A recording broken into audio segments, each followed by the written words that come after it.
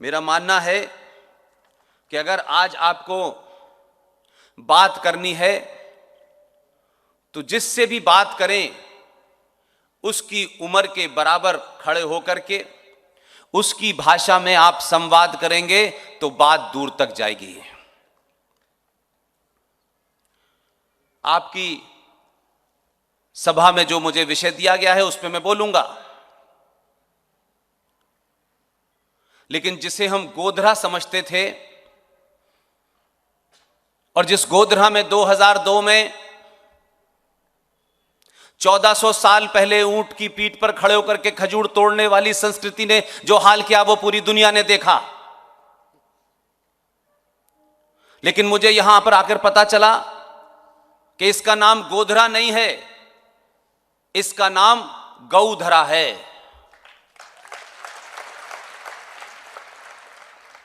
जैसे प्रयाग का नाम अल्लाहाबाद हो गया था, अयोध्या का नाम फैजाबाद हो गया था, आज से जो लोग भी मेरी बात सुन रहे हो, जहां तक भी मेरी आवाज जा रही हो, आज के बाद से इसको गोधरा नहीं कहना है, गौधरा कहना है।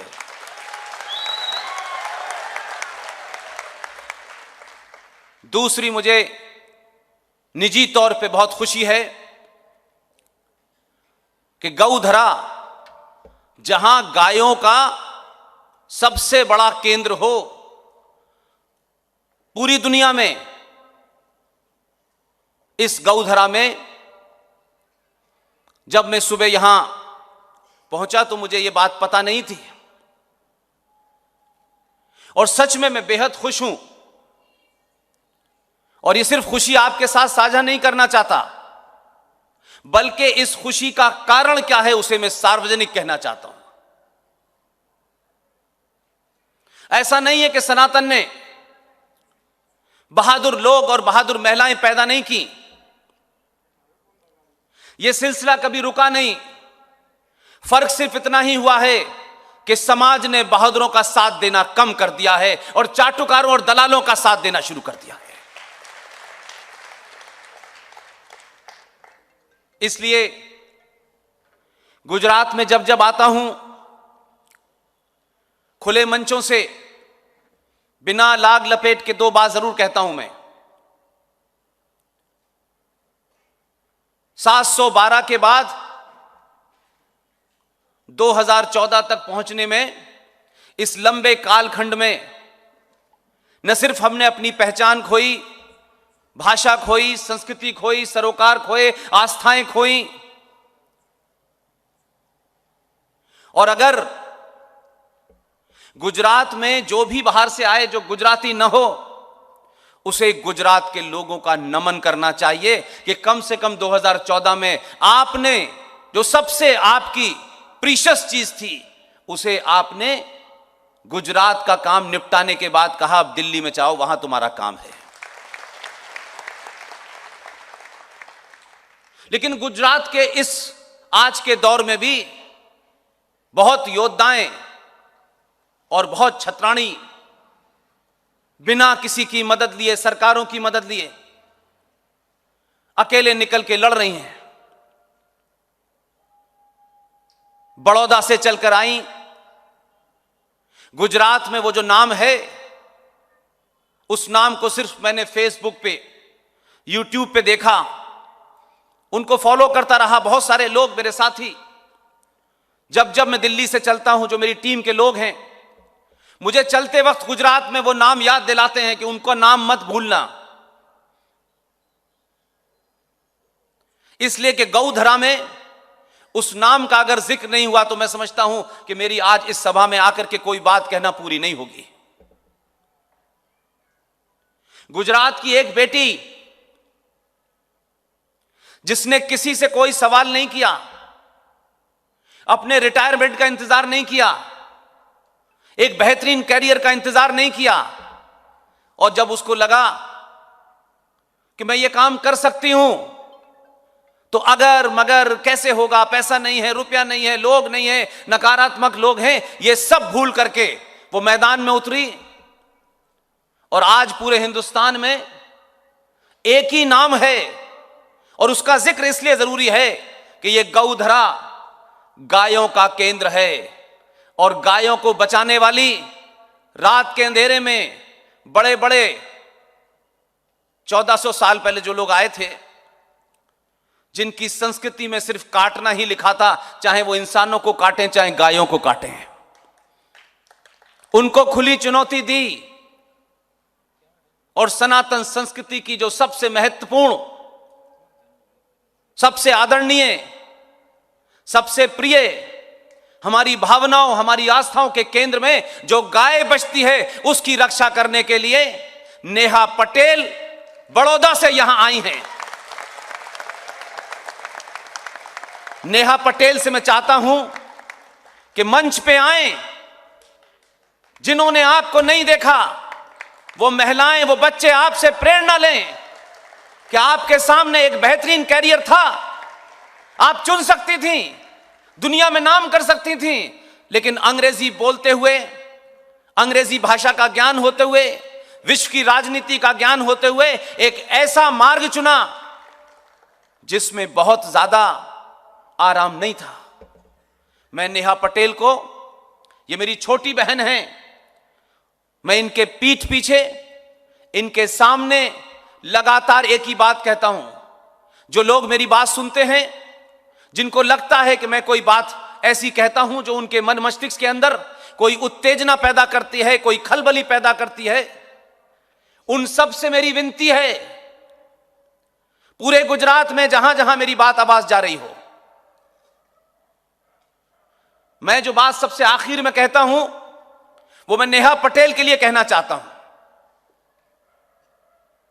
ये जो भी कुछ कर रही हैं, जो लोग इसके बारे में लिख सकते हैं लिखें, जो बोल सकते हैं वो बोलें, जो इनके आंदोलन को चिल्ला सकते हैं चिल्लाएं, और अगर इन तीनों कार्यों में से भी कोई कार्य नहीं कर सकते तो नेहा पटेल का कम से कम समर्थन करें, खुल के करें।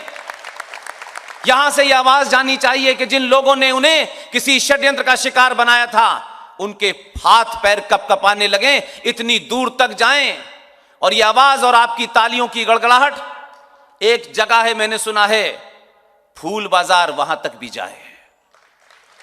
कोई गलतफहमी न रहे किसी को कि नेहा पटेल अकेली है। नेहा पटेल के साथ पूरा गुजरात और देश के बहुत सारे लोग हैं। कर्नल आर सिंह साहब ने विशेष तौर पर मुझसे कहा है कि मेरी तरफ से उनको मुबारकबाद दीजिएगा, उनका मनोबल बढ़ाइएगा। मेरी टीम के हर सदस्य ने नेहा पटेल जी आपके लिए शुभकामनाएं भेजी हैं, और कोई मंच हिंदुस्तान में मुझसे खाली नहीं होगा जहां जहां मैं आपकी चर्चा नहीं करूंगा। जो लोग आपके विरोध में हैं उनको एक बार नहीं 10 बार बहुत नम्रता के साथ निवेदन भी करता हूं और चेतावनी भी देता हूं। जो लोग सरकारी पद पे हैं वो अपने पद अनुसार आचरण करें, पुलिस अपना काम करे, लेकिन किसी के एजेंडे को फुलफिल करने के लिए, किसी को खुश करने के लिए नेहा पटेल की तरफ जो हाथ बढ़ेगा, इस देश के करोड़ों लोग उसमें बचाव में आएंगे। यह ध्यान रखें। नेहा पटेल जी, आप अपना काम पूरी शिद्दत के साथ कर रही हैं, ये करती रहें, ये मेरी आपसे विनती है, और कोई देश में आपको डरा और धमका नहीं सकता। बहुत बहुत धन्यवाद। आप बैठे।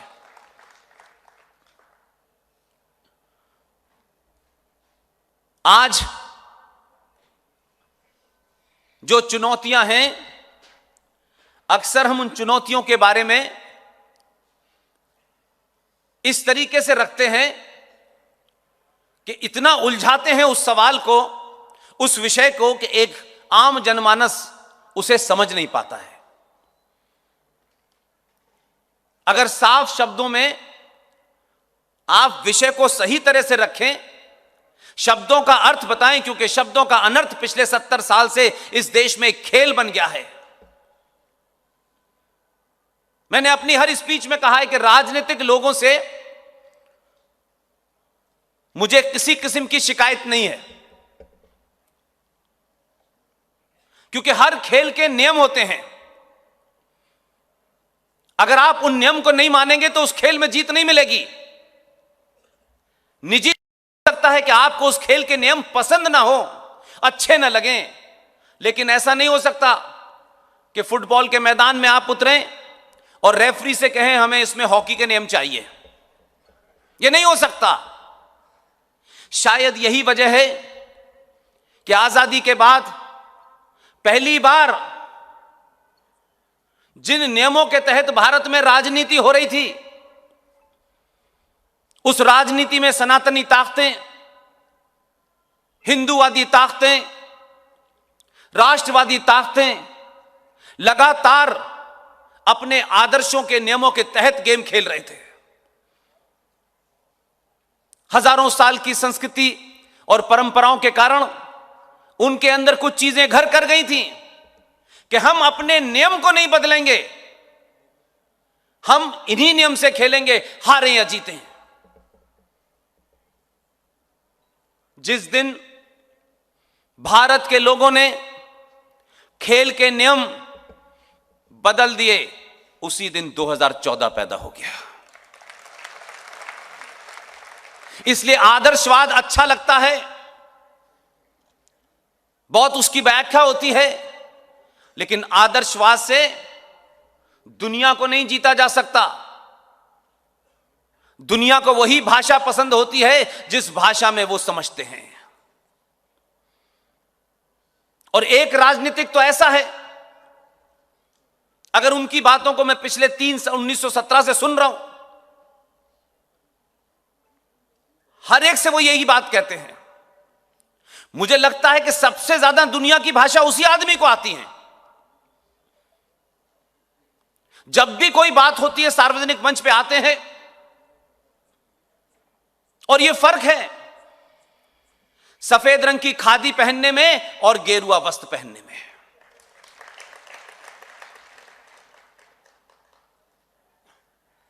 उत्तर प्रदेश में एक आदमी है,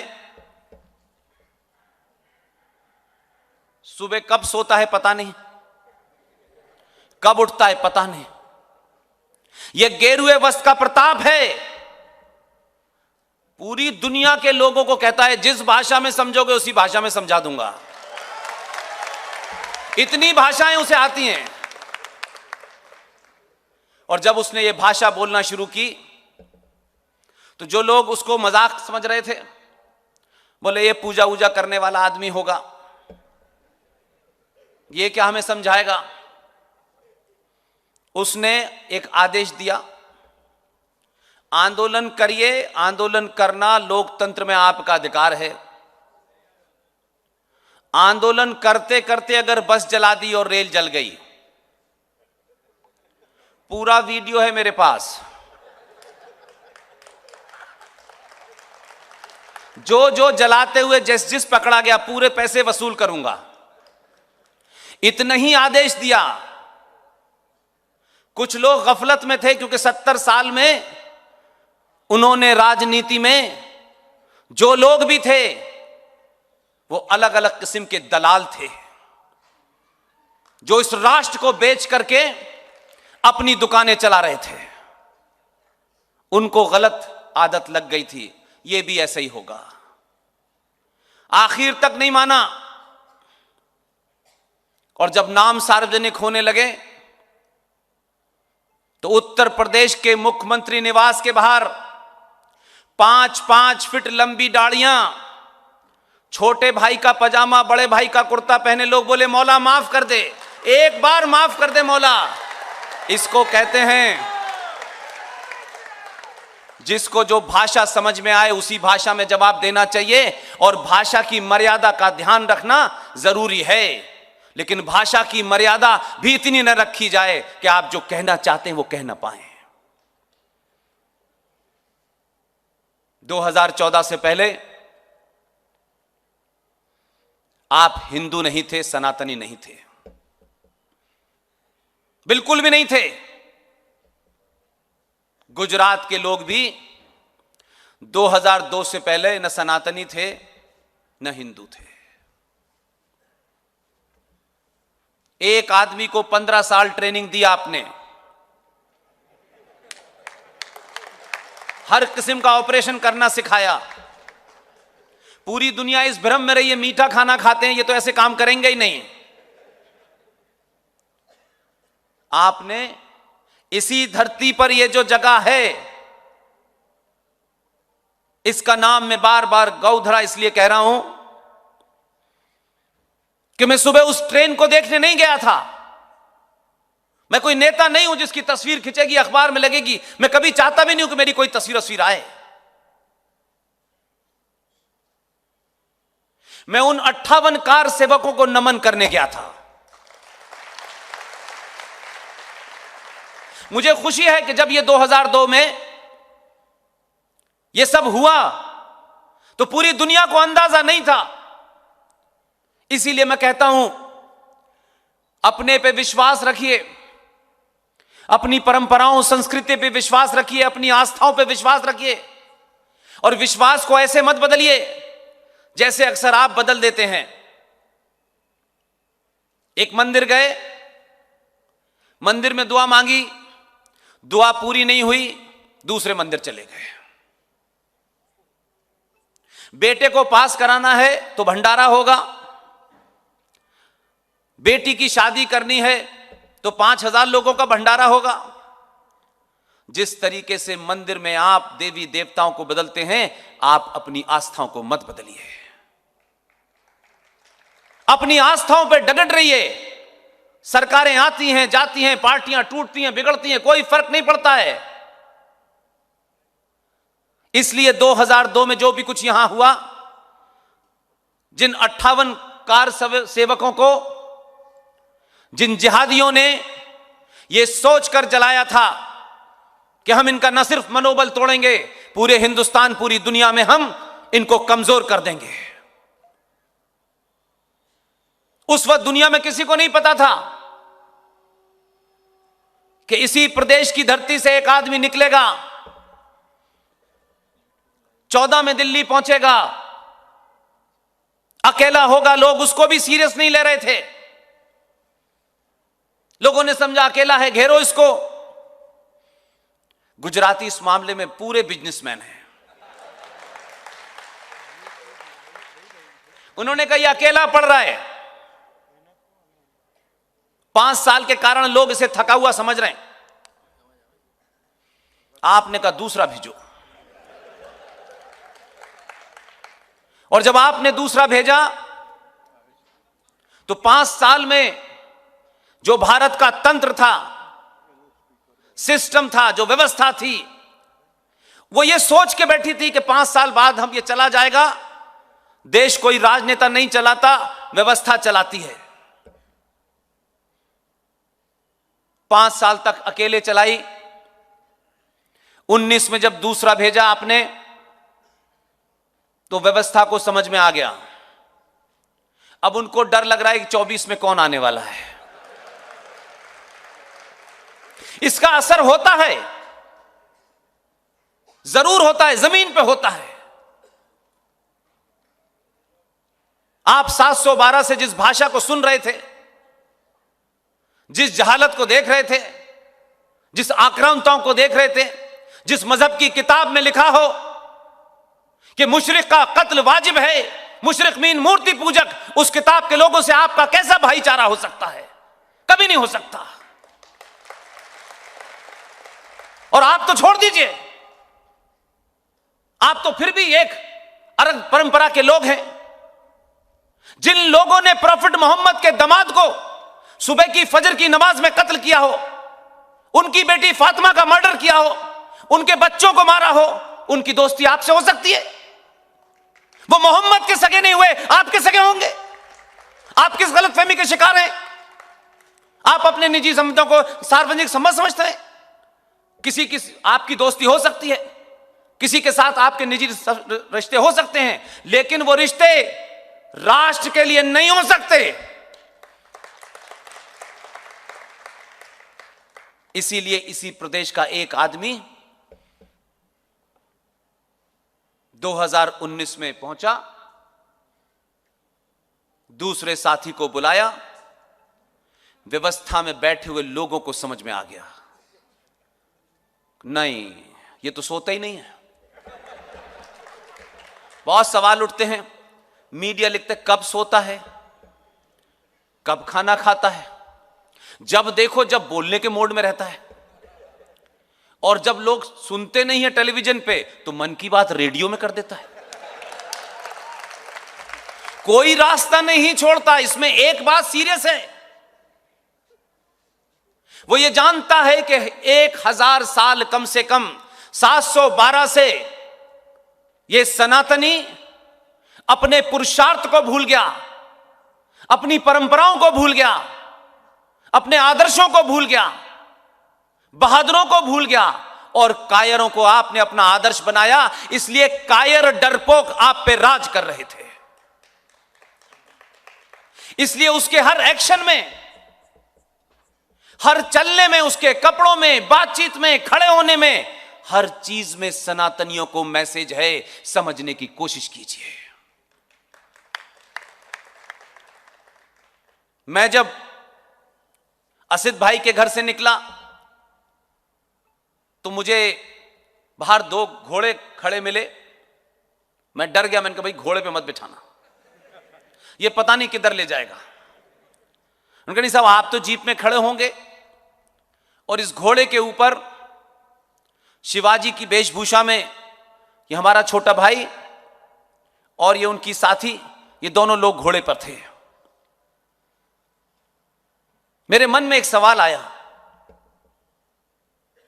कि हमारे इतिहास में हमारे आदर्श अगर छत्रपति महाराज शिवाजी होते, अगर अलीगढ़ मुस्लिम विश्वविद्यालय का जहां का मैं छात्र था, वहां का एक उस्ताद, एक फ्रॉड, वामपंथ के अंदर एक जिहादी कपड़े पहने हुए एक प्रोफेसर ने भारत के पहले जाहिल इलिटरेट एक मक्कार मुसलमान जो भारत का पहला शिक्षा मंत्री बना, जो भारत का इतिहास लिखा गया, उसमें कहा गया Chhatrapati Maharaj Shivaji was a mountain rat, एक पहाड़ी चूहा था। इसलिए मुझे आज आपके सामने एक बात रखना चाहता हूं। किसी इतिहासकार के अपनी खोज, किसी इतिहासकार की अपने किसी आइकॉन से नफरत हो सकती है, लेकिन क्या वो इतिहासकार अल्टीमेट है? जो उसने लिखा उसे हम पढ़ेंगे? जब आपने छत्रपति महाराज शिवाजी को अपना हीरो मानना शुरू किया, जिस दिन आपने उस इतिहासकार की उस झूठ और मक्कारी और फरेब को अपनी किताब से निकाल के फेंका और आपने कहा कि आप किताबों में पढ़ा सकते हैं, किताबें पढ़ाना और न पढ़ाना सरकार के काम है, लेकिन राष्ट्रवादियों ने छत्रपति महाराज शिवाजी को जिस दिन यह समझा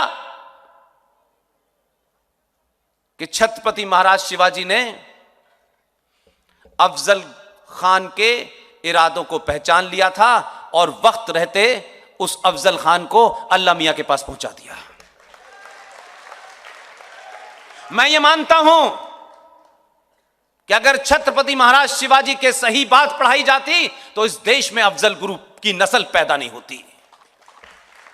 ये अफजल गुरु पैदा ही इसलिए हो रहे हैं कि 100 करोड़ सनातनी समाज को इतिहास गलत पढ़ाया गया, साहित्य गलत पढ़ाया गया, आपके आइकॉन गलत हुए और शब्दों के साथ खिलवाड़ हुआ, लिहाजा आपको शत्रु बोध नहीं है।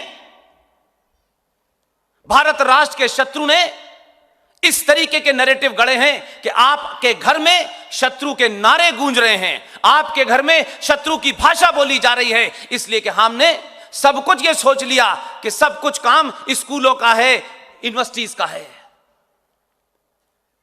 स्कूल, कॉलेज और यूनिवर्सिटी में उस पढ़ाई से आपकी मार्कशीट पे नंबर आते हैं, लेकिन स्कूलों के बाहर, कॉलेज के बाहर भी एक पढ़ाई होती है। सनातनियों, आपने सिर्फ ये मान लिया कि जो हमारे सिलेबस में है, जिससे हमारी मार्कशीट में ज्यादा नंबर आएंगे, यही सच है। आपका इतिहास हजारों साल पुराना है, जब दुनिया को कुछ पता नहीं था। आप उन लोगों में से हैं कि कोई छोटा सी बात भी अगर हो जाती थी तो आपके यहां शास्त्रार्थ होता था, खुला होता था, मंचों पे होता था, तर्क वितर्क होते थे। फिर उसके बाद में जो बात सही होती थी वो चाहे छोटा हो या बड़ा हो उसकी बात मानी जाती थी। कहां से चले थे और कहां पहुंच गए? कोई ये बेवकूफ नाम का प्रोफेसर इरफान हबीब रोमिल था पर कोई घटिया इतिहास लिख के चले गए, किसी की चाटुकारिता में चले गए, बड़े बड़े पदों पे बैठे। उन लोगों के इतिहास को आपने अंतिम इतिहास मान लिया। क्या ये कहानी आप अपने घर में अपने बच्चों को नहीं पढ़ा सकते? शिवाजी के साथ क्या हुआ, सुभाष चंद्र बोस के साथ क्या हुआ और सरदार पटेल के साथ क्या हुआ? इसलिए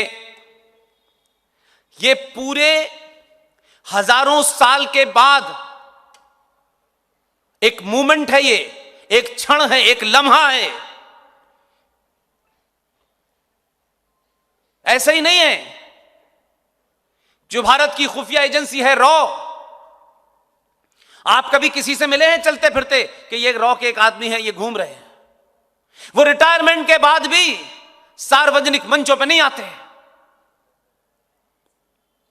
कोई बात होगी, कर्नल आर.एस.एन. सिंह, रॉ का पूर्व डायरेक्टर, रॉ के चीफ, उनका नाम नहीं लेना चाहता, वो अपना काम कर रहे हैं। Major general G D. Bakshi, Sushil Pandit, Lalit Ambardar, Ankur Sharma, professor Kapil Kumar, क्या वजह है कि सब लोग अपना एक बेहतरीन कैरियर छोड़ करके उनको देश में राष्ट्रवाद की अलग जमाने का जो नशा चढ़ा है वो किसी और में क्यों नहीं है? मैं आपसे कह रहा हूं, उन सब में सबसे कम उम्र है मेरी, उन सब ने ही मुझसे कहा तभी मैंने ये किया। मैं नहीं जानता था 3 साल पहले कि इस देश में कोई मेरी बात सुनेगा। मेरे पीछे कोई ऐसा पद नहीं है कि लोग मुझसे पद के कारण मेरे पास आते हो, मेरी बात सुनते हो। मैंने भी सोचा 25 साल के बाद जाना तो सबको है एक दिन, कोई यहां पर अमृत पी के नहीं आया और हजारों साल नहीं जिंदा रहेगा। एक ही जीवन मिला है आपको, जितना भी है जहां से भी शुरू कर सकते हैं, बिना उसमें बहुत देर लगाए। मैं रिटायरमेंट की बात करूंगा, मैं बेटियों की शादी करने की बात करूं, सब कुछ अगर तुम्हारे हाथ में होता तो फिर बात ही क्या थी? ये शादी, ये ब्याह, ये तमाम काम जो इस समय में हो रहे हैं, जो भौतिक काम हैं, ये चलते रहेंगे। एक बार कूद के तो देखो इस नशे में कितना मजा है। मैं आपसे कह रहा हूं, कोई ये नहीं कह सकता कि जिस फील्ड में मैं था मैंने कोई आधी अधूरी जिंदगी जी। जितने भी बड़े और छोटे अखबार चैनल थे यहां के और वहां के, सब में नौकरी की। एक यकायक लगा कि जो कुछ देखा है पास से, जो कुछ मैं देख पा रहा हूं, जो शायद बहुत से लोग नहीं देख पा रहे हैं, मुझे उनसे अपनी बात साझा करनी है। इसीलिए सब कुछ छोड़ने के बाद, आप यकीन मानिए 3 दिन पहले मैं अभी घर लौटा हूं और यहां से जाऊंगा, फिर वापस आना है मुझे 1 दिन के बाद। मुझे 1 सेकंड के लिए नहीं लगता कि कभी मैं थक गया हूं, कभी नहीं लगता। इसलिए सबसे बड़ी बात यह है जो आज का विषय है कि आखिर भारत को आंतरिक चुनौतियां और बाहरी चुनौतियों में कौन सी बड़ी चुनौती लगती है? दुनिया में हर देश के अंदर आंतरिक चुनौतियां होती हैं, ना के बराबर सारी विदेशी और बाहरी चुनौतियां होती हैं। लेकिन यह भारत देश 70 सालों से लगातार 1947 के बाद से भारत राष्ट्र के खिलाफ काम कर रहा था। The Indian state was working against the Indian nation. Consciously unconsciously हमने कभी इसको और ध्यान नहीं दिया, और देश और राष्ट्र को मिला दिया हमने। इसलिए हम ये समझते हैं, खासतौर से सनातनी हिंदू समाज ये समझता है कि देश और राष्ट्र एक ही हैं। नहीं, बहुत फर्क है, टेक्निकली भी है, इमोशनल भी है, सोशल भी है। इसलिए जब आप इसका घालमेल करते हैं तो ना तो समस्याओं को समझ पाते हैं, ना चुनौतियों को समझ पाते हैं, और जिनसे खतरा है उनके बारे में भी नहीं समझ पाते हैं। ये तो देश, जिसे मुल्क या कंट्री कहते हैं, ये एक भूगोलिक, एक टेरिटोरियल बाउंड्री के हिस्से अंदर होता है। भारत देश एक जमीन का टुकड़ा है। इसकी बाउंड्री कहां से लेके कहां तक है सबको पता है। और भारत देश की सुरक्षा के लिए एयरफोर्स है, आर्मी है, नेवी है। उसको भारत की बाउंड्री की रक्षा करनी है। और यह देश कैसे चले, इसके लिए एक सरकार है। उस सरकार की प्रणाली लोकतंत्र के माध्यम से सरकार चुनी जाती है। उसमें एक संसद है, उसमें एक विधायिका है, उसमें पुलिस है, उसमें शिक्षा का अलग यूजीसी है। ये देश के अंग हैं।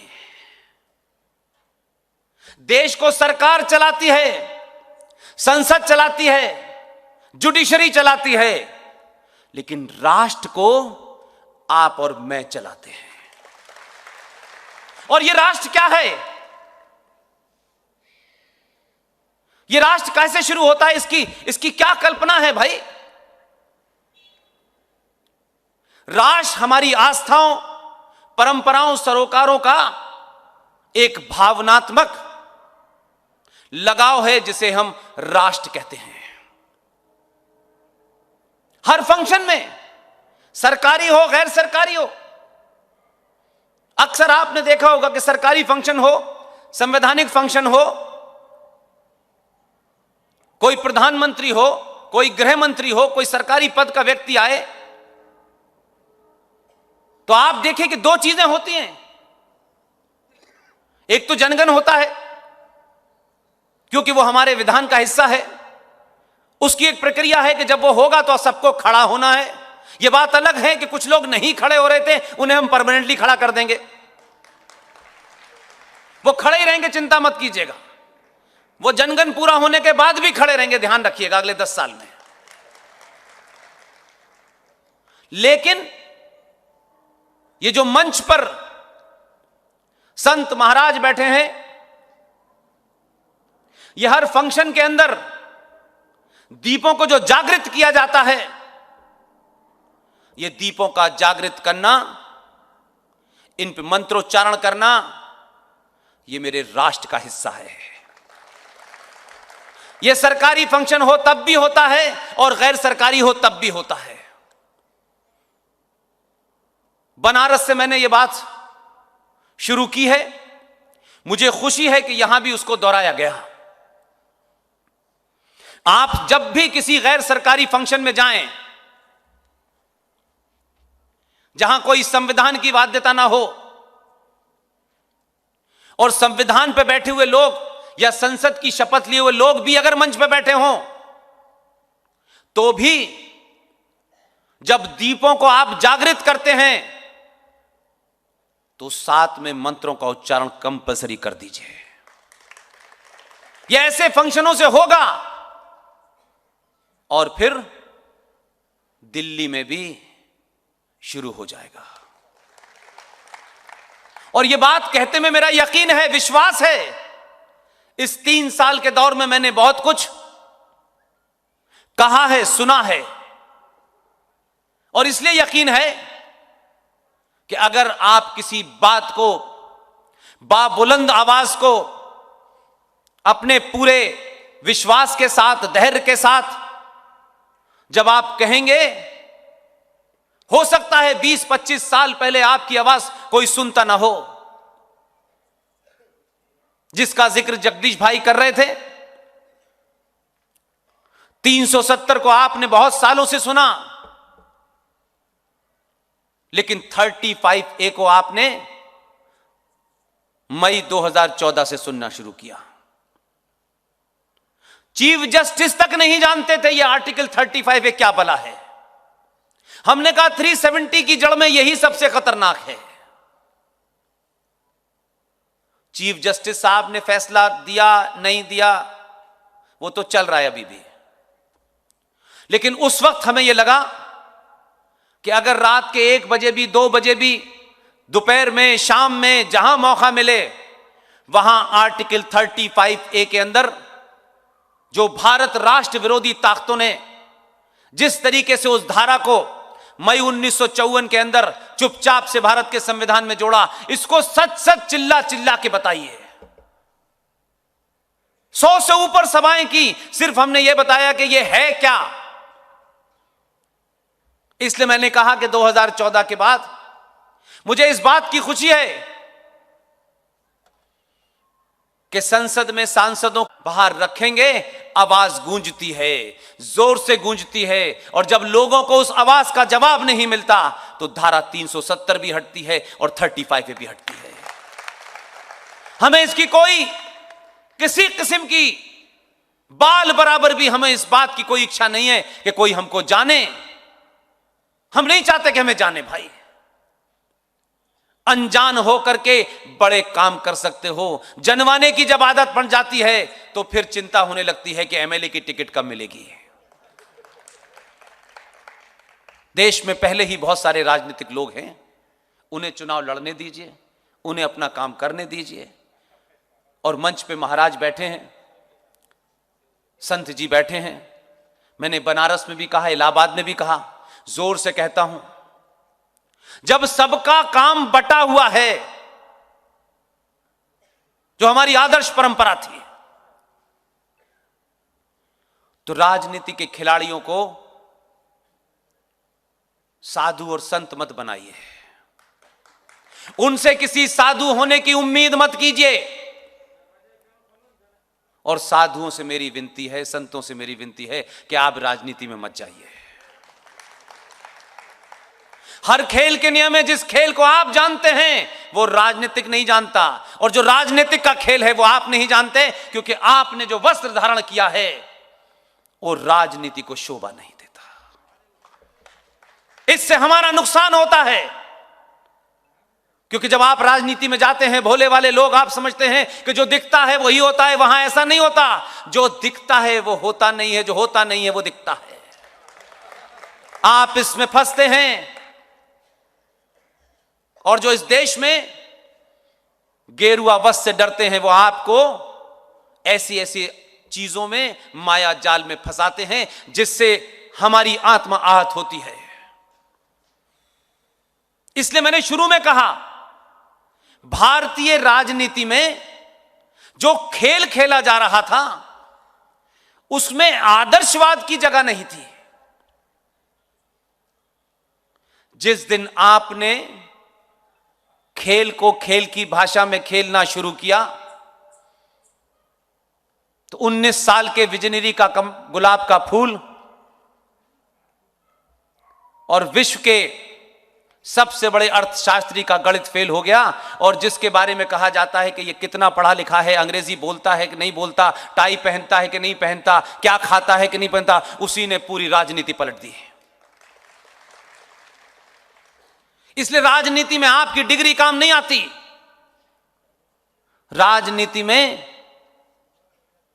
जो आपके मद्दे मुकाबिल है उसको पटखनी कैसे दी जाती है, इसका हुनर सीखना होता है। राजनीति में कोई नियम नहीं होते। ये जो हमारे यहां लोगों को बड़ी आदत पड़ गई है, देखिए ये पॉलिटिकली ठीक नहीं है। सत्ता पे जाओगे तब पॉलिटिक्स ठीक करोगे, तो पहले सत्ता पे पहुंचो। सत्ता पे पहुंचने का जो रास्ता दूसरों ने अपनाया था, आपके आदमी ने उससे 10 गुना बड़ा रास्ता ढूंढ लिया है। इसलिए अब कह रहे हैं ये ठीक नहीं है। बोला अब तो मेरी चलेगी। अब तुम्हें ठीक नहीं लग रहा है तो मैं क्या करूं? जब तुम्हें ठीक लग रहा था तब तुमने हत्याएं भी कराई, देश के दुश्मन देशों के साथ मदद भी ली।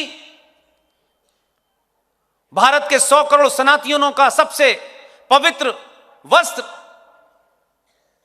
तुमने उस गेरुए को भगवा आतंकवाद भी कहा, तुमने सेना के एक कर्नल को गिरफ्तार करके सेना के प्रति भारत के लोगों की जो आस्था है उसको भी तुमने धूमिल किया। अब तो इस खेल के नियम मैं बनाऊंगा और मैं ही चलाऊंगा। और जब आपने खेल के नियम बदले, जब आप नहीं बदल रहे थे, तो हर आदमी आपको ज्ञान दे रहा था कि ये तो गॉडसे के लोग हैं, ये तो गांधी के हत्यारे लोग हैं, ये तो संविधान बदल देंगे, ये तो ये कर देंगे। जैसे ही ये कहा जाता था, दिल्ली में एक पार्टी हांफते हांफते गिर जाती थी। लेकिन जब गुजरातियों ने जो काम 1947 में आपने किया था,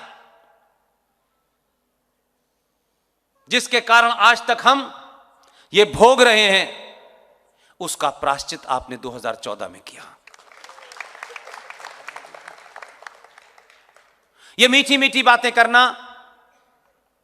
ये भाई हैं वो भाई हैं, ये चारा है वो भाई हैं, ये सब करना बंद किया और उसी भाषा का खेल शुरू किया। और पहली बार भारतीय राजनीति में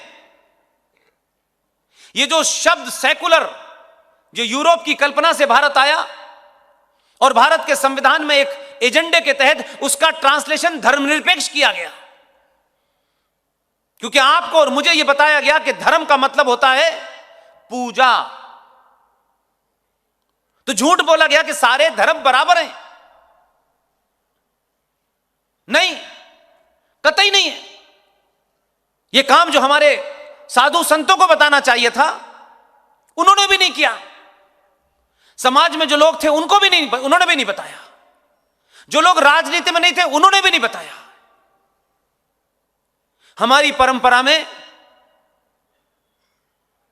जब से ये कायनात, जब से ये यूनिवर्स, जब से ये ब्रह्मांड बना है, जिस दिन से इस ब्रह्मांड की उत्पत्ति हुई है, उस दिन से लेकर के आज और आज से लेकर के जब तक ये कायनात, ब्रह्मांड, यूनिवर्स रहेगा, एक ही धर्म था, एक ही है, एक ही रहेगा। उसका नाम है सनातन।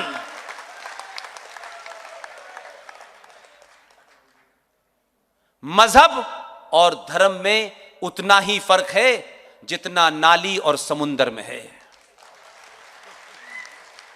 मजहब नाली है और धर्म समुंदर है।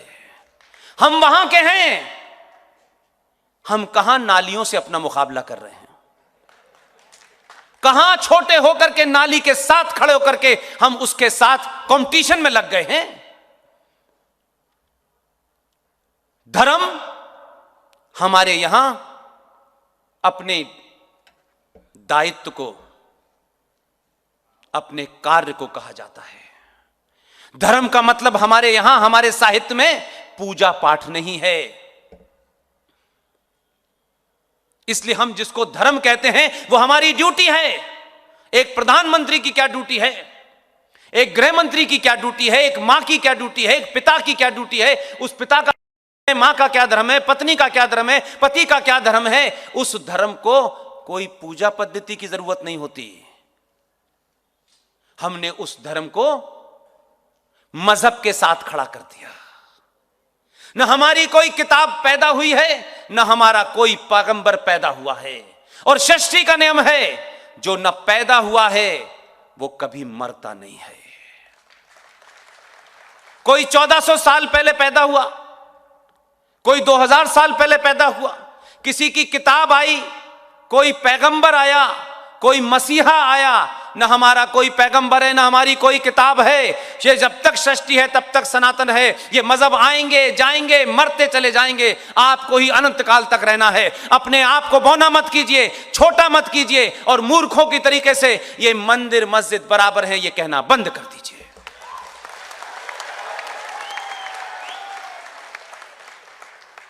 इसलिए मैं बार बार जोर जोर से इसलिए कह रहा हूं कि मैंने सुना है कि गोधरा में कुछ लोगों को शौक था, हर 10 साल बाद एक खेल खेलते थे वो। हर 10 साल बाद। 10 साल नहीं होते थे, उन्हें खून की होली खेलने का बहुत शौक था। मैंने सुना है कि 1982 में यहां 1400 साल पहले मक्का से निकले जिस मजहब ने खून की होली खेली, 2 साल तक कर्फ्यू रहा। 2 साल तक। ये जो बार बार 10 साल के बाद का खेल था, बड़ी मिन्नतें की आपने, बड़ा भाईचारा निभाया, बड़ी रफीक मियां की ईद खाई, अभी खूब गले मिले, सब करके देख लिया, इससे काम नहीं चला। अब 10 साल का पीरियड बढ़ गया है, इसलिए कि जो भाषा वो समझते थे वो 2002 में आपने दी, उनको समझ में आ गया। अब नहीं हो सकता। इसलिए साफ शब्दों में कह रहा हूं, सनातनी किसी को डराता नहीं है, न हथियार उठाता है। सनातनी के अंदर से इतिहास के झूठ, साहित्य के झूठ, नेताओं के द्वारा बोले गए झूठ जैसे जैसे आपके मन मस्तिष्क से बाहर होते चले जाएंगे, हजारों साल तक 2019-14 पैदा होता रहेगा। अपने आप को पहचानिए, अपने अंदर छुपी हुई शक्ति को जानिए, उस शक्ति का सही जगह प्रयोग कीजिए। आपको हथियार रखने की जरूरत नहीं है, ना हथियार उठाने की है। दुनिया में जो लोग हथियारों पे विश्वास रखते हैं, उन्हें अपने पे विश्वास नहीं होता। आपको सिर्फ कुछ नहीं करना है, कुछ करना ही नहीं है आपको। आपकी गिनती रात के 9 बजे आप यहां बैठे हैं, इसको लगातार जारी रखिएगा। कोई भी फूलन बाजार में सो नहीं पाएगा।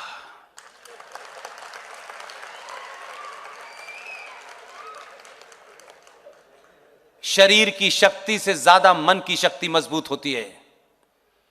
सुबह से लेकर शाम तक हजारों बार धमकियां धमकियां धमकियां। 2002 के बाद न धमकी देते हैं और न बताते हैं तलवार। आपने उन्हें बताया नहीं, कायरों, डरपोकों, कायरों की औलाद हो तुम।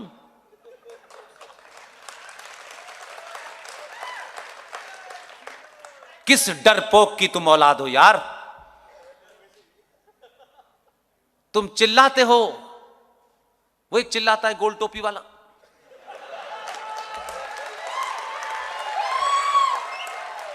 क्या चिल्लाता है भाई? एक बहुत चिल्ला रहा था यूपी में,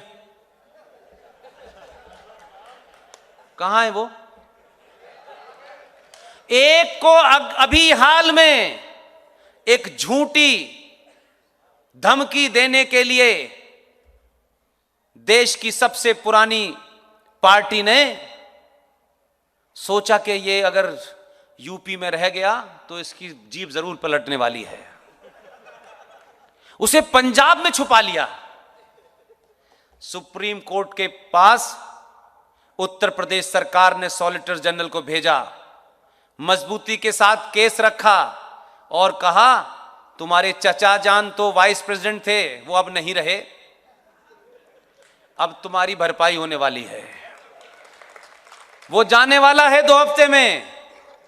डर के मारे यूपी छोड़ के बैठ गया। बहुत बड़ा अंसारी था भाई, वो बड़ी धमकियां देता था। एक गेरुए वस्त्र वाला भेजा है, पता ही नहीं चल रहा कहां कहां गए हैं। इसलिए सिर्फ अपने विश्वास को मजबूत रखिए, न किसी पे अन्याय कीजिए, न किसी के अन्याय को 1 मिनट के लिए बर्दाश्त कीजिए। सनातनी हिंदू समाज अपने आदर्शों के चलते अपनी मान्यताओं और परंपराओं के चलते उसने किसी का हाथ कंधे से नहीं उठाया, किसी की गाली का जवाब नहीं दिया, 30,000 मंदिर तोड़ने का जवाब नहीं दिया।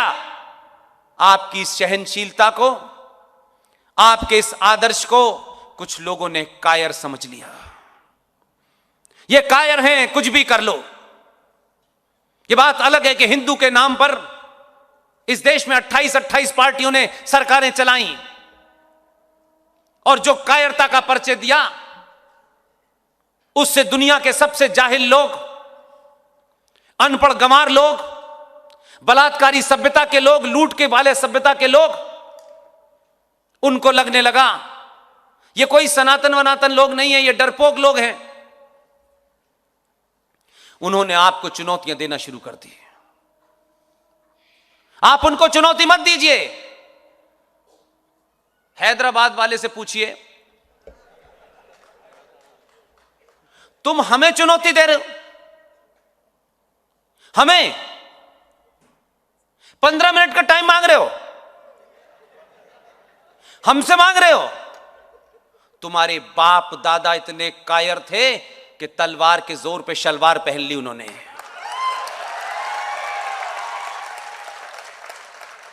हमारे बाप दादा जब नहीं डरे, हम अब डरेंगे तुमसे। इसलिए भौंक कर मस्जिद में घुस जाना, बाहर मत निकलना। ध्यान रखना, सनातनी 100 किलोमीटर दौड़ाएगा, हाँफते हाँफते ही मर जाओगे, हथियार की जरूरत नहीं पड़ेगी। बार बार गाली मत दो। हमने पूरे हजारों साल में किसी संस्कृति को गाली नहीं दी। हमारी सहनशीलता थी। दुनिया से जो भी सरकार लोग आए, जो भी मजहब आए, कैसे भी थे, कभी हमने उनसे ये नहीं पूछा कि आप अच्छे हैं बुरे हैं। हमने सबको कहा आप यहीं से शुरू करिए। लेकिन तुम उस परंपरा वालों को कह रहे हो हम जब यहां से जाएंगे तो कुतुब मीनार भी ले जाएंगे, लाल किला भी ले जाएंगे। ये तो बताओ कहां जाओगे, बताओ कहां जाओगे। जो डरपोक होते हैं वो हथियार से डराते हैं। आपने तो 2014 में गलत बटन दबा दिया है, उसी से डरे हुए हैं। बार बार कहते हैं जो मिलेगा बहुत। आपको पता नहीं है हम अल्लाह के अलावा किसी से नहीं डरते। हमने कब कहा तुम डरो? अरे हमारा तो अल्लाह पे तब भी यकीन था और आज भी यकीन है। हम मानते हैं। तुम उसको कायनात कहते हो, हम उसको ब्रह्मांड कहते हैं, और तुम कहते हो रब्बुल आलमीन। इस ब्रह्मांड को, इस कायनात को, इस यूनिवर्स को कोई ताकत है जो चला रही है। हम भी मानते हैं जो कुछ हो रहा है उसकी मर्जी के बगैर नहीं हो रहा। मैं अपनी मर्जी से यहां नहीं खड़ा हूं, मैं अपनी मर्जी से कुछ नहीं कर रहा हूं। मैं नहीं जानता कि ये मैं क्यों कर रहा हूं, कैसे कर रहा हूं, लेकिन कोई शक्ति है जो मुझसे करवा रही है। इसलिए हमारा यकीन रात के 2 बजे भी है, दिन के 1 बजे भी है। तुम कहते हो रब्बुल आलमीन, हमारा यकीन है कि रब जो है चला रहा है कोई, और उसकी मर्जी के बगैर ना कोई पत्ता हिलता है, ना लाइट जलती है, न बारिश होती है, न हवा चलती है। जब तक उसकी मर्जी ना हो। आप भी उसी की मर्जी से यहां आए हैं। जिनके लिए उसकी मर्जी नहीं थी वो नहीं पहुंच पाए होंगे। उसकी मर्जी है इसलिए आप यहां आए हैं। मेरे इंट्रोडक्शन में कहा कि हम बड़े आभारी हैं पुष्पेंद्र जी के। नहीं, मेरा कोई आभारी मत होइए, उसके आभारी रहिए। कोई किसी की जरूरत नहीं पड़ेगी। इसलिए मैं उनसे भी सवाल पूछता हूं, फूलन बाजार वालों से, कि हम तो जब से ये सृष्टि है तब से हमारा यकीन है कि ये पत्ता जब भी उसी की मर्जी से हिलेगा, हम और आप नहीं हिला सकते। जो कुछ भी हो रहा है उसकी मर्जी से हो रहा है। हम तो हजारों साल से मान रहे थे हम आज भी मान रहे हैं। ये तो तुम्हारे मानने में तकलीफ आ गई कि 2014 में उसी की मर्जी से आया है, उसकी मर्जी थी। कुरान मजीद में एक आयत है सूरे निसा। सूरे निसा क्या कहती है? सूरे निसा कहती है कि अल्लाह अपने मानने वाले, जिनका मुसल्लत ईमान है, कंप्लीट ईमान है, अल्लाह उनसे बात करते हैं और कहते हैं कि मैं तुम्हें इस धरती जमीन पर भेज रहा हूं। मैंने कुछ कानून बनाए हैं, मैंने कुछ हिदायतें दी हैं, इंस्ट्रक्शन दिए हैं, उनका पालन करना, उनके साथ छेड़छाड़ मत करना। और जिस दिन भी तुम मेरे बताए उसूलों से हटे, मैं इसी धरती पर ऐसे लोग भेजूंगा जो तुम्हें रास्ते पे ले आएंगे। अल्लाह ने यह नहीं बताया था उसका नाम क्या होगा, उन्होंने नहीं बताया था कि वो आदि आस्तीन का कपड़ा पहनेगा, सफेद रंग की दाढ़ी होगी। अल्लाह आजिद आ गया तुम्हारी मक्कारियों से, तुम्हारी जहालत से, तुम्हारी हत्यारी मानसिकता से। इसलिए अल्लाह को लगा कि 2014 में भेजो, नहीं ये पूरी कायनात को, इस धरती को मार काट करके समाप्त कर देंगे। इनको मैंने इंसान बना के भेजा था, ये जानवर हो गए हैं। अल्लाह ने बहुत समझाया। ये प्यार से बात करता है, ये जानता है तुम कौन हो, मैंने ही इसे भेजा, इसकी बात मान लो। नहीं माने, बहुत समझाया, पूरे 5 साल दिए। उन्होंने कहा ये तो जरूरत से ज्यादा ढीठ और मक्कार हैं, एक और दूसरा भेजो। अब जब वो पार्लियामेंट में भाषण कम देता है, आस्तीन ज्यादा चढ़ाता है, तो लोगों को समझ में आया अल्लाह की बात मान लेनी चाहिए। लेकिन अभी भी बहुत सारे कह रहे हैं नहीं नहीं नहीं, अभी नहीं, हमें तो अल्लाह पे यकीन है। तो अल्लाह नहीं तो भेजा, यकीन किस बात का है? और अल्लाह ये सिलसिला अगले 1000 साल तक जारी रखने वाला है।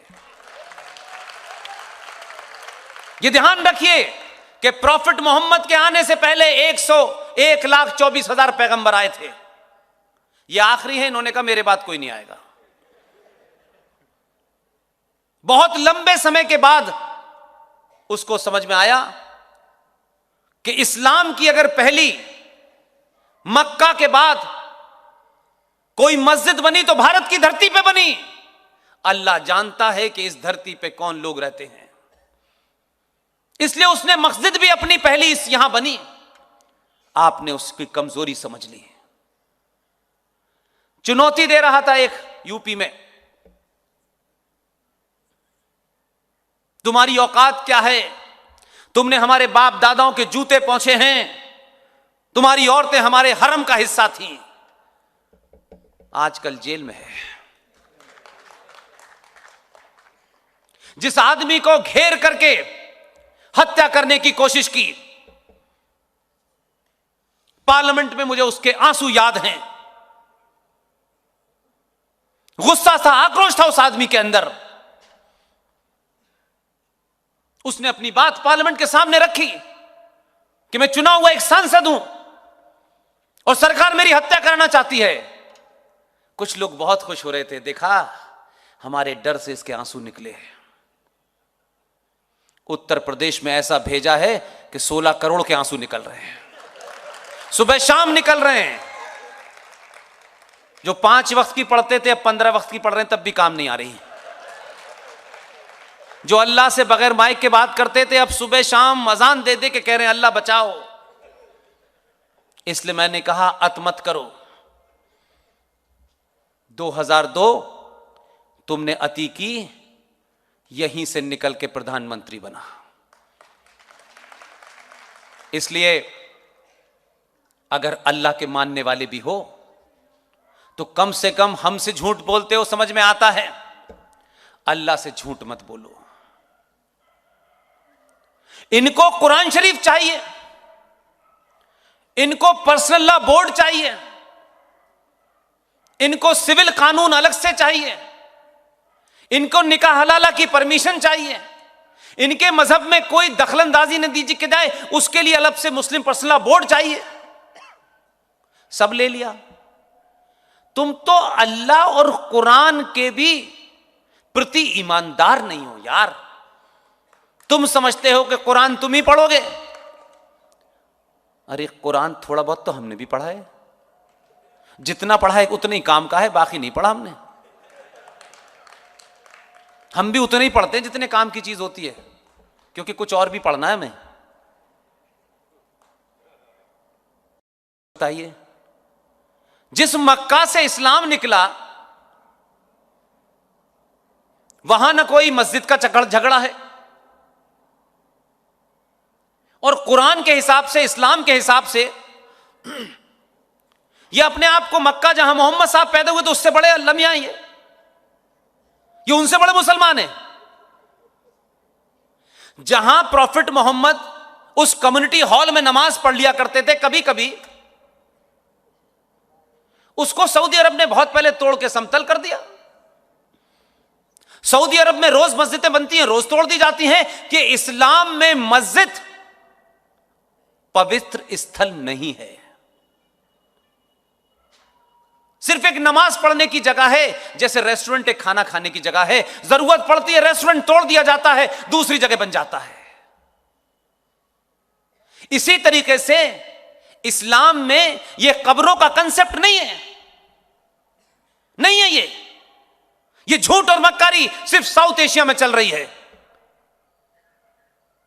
ये कब्रिस्तान है, इसकी बाउंड्री बनाओ। पहले तो इस कब्र बनाना ही गैर इस्लामिक है। इस्लाम में जिन साहब की मौत हो जाती है, जो फौत हो जाते हैं, उनको जमीन में दफना दिया जाता है। उसके ऊपर किसी किस्म की एक भी ईंट रख करके अगर आपने उसी कब्र बनाई, वो हराम है। लेकिन भारत में, पाकिस्तान में, बांग्लादेश में ये एक एजेंडे के तहत है। मक्का में जरा जाइए, सऊदी अरब में जाइए, कोई कब्रिस्तान नहीं, प्रॉफिट मोहम्मद की कोई कब्र नहीं। कहां है कब्र? इसलिए झूठ बोल बोल के आपको डरा दिया है। और उत्तर प्रदेश की सरकार तो महान थी, पहले भगवान कृष्ण के वंशजों की थी। अब मुझे पता चला कि यदुवंशी जो होते हैं, अहीर जो होते हैं, वो भगवान कृष्ण के वंशज हैं। लेकिन राजनीति ने उन्हें मुलायम सिंह का और लालू जी का वंशज बना दिया। उसी मुलायम सिंह की सरकार में एक कानून पास हुआ कि जितने भी कब्रिस्तान हैं, हर कब्रिस्तान की बाउंड्री वॉल के लिए 400 करोड़ रुपया दिया जाएगा। अजीबोगरीब फैसला। अब क्योंकि आप जानते नहीं इसलिए बोलते नहीं थे। आजमगढ़ की सभा में मैंने बिल्कुल इसी तरीके से शांति से एक बात पूछी। पहली बात तो अकॉर्डिंग टू इस्लाम यह कब्रिस्तान नहीं हो सकता। दूसरी बात, कब्रिस्तान की बाउंड्री बनाने की जरूरत क्या है? जो उसमें सो रहा है वो सड़क पे आ नहीं सकता, सड़क वाले की उधर जाने की कोई ख्वाहिश नहीं है, तो ये काहे के लिए 400 करोड़ रुपया खर्च हो रहा है?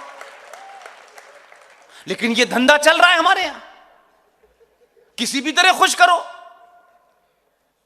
लिहाजा मैं आपसे सिर्फ एक ही बात कहने आया हूं कि आप इस बात को समझ लें कि राष्ट्र खतरे में है, देश खतरे में नहीं है। अभी आपने 712 के बाद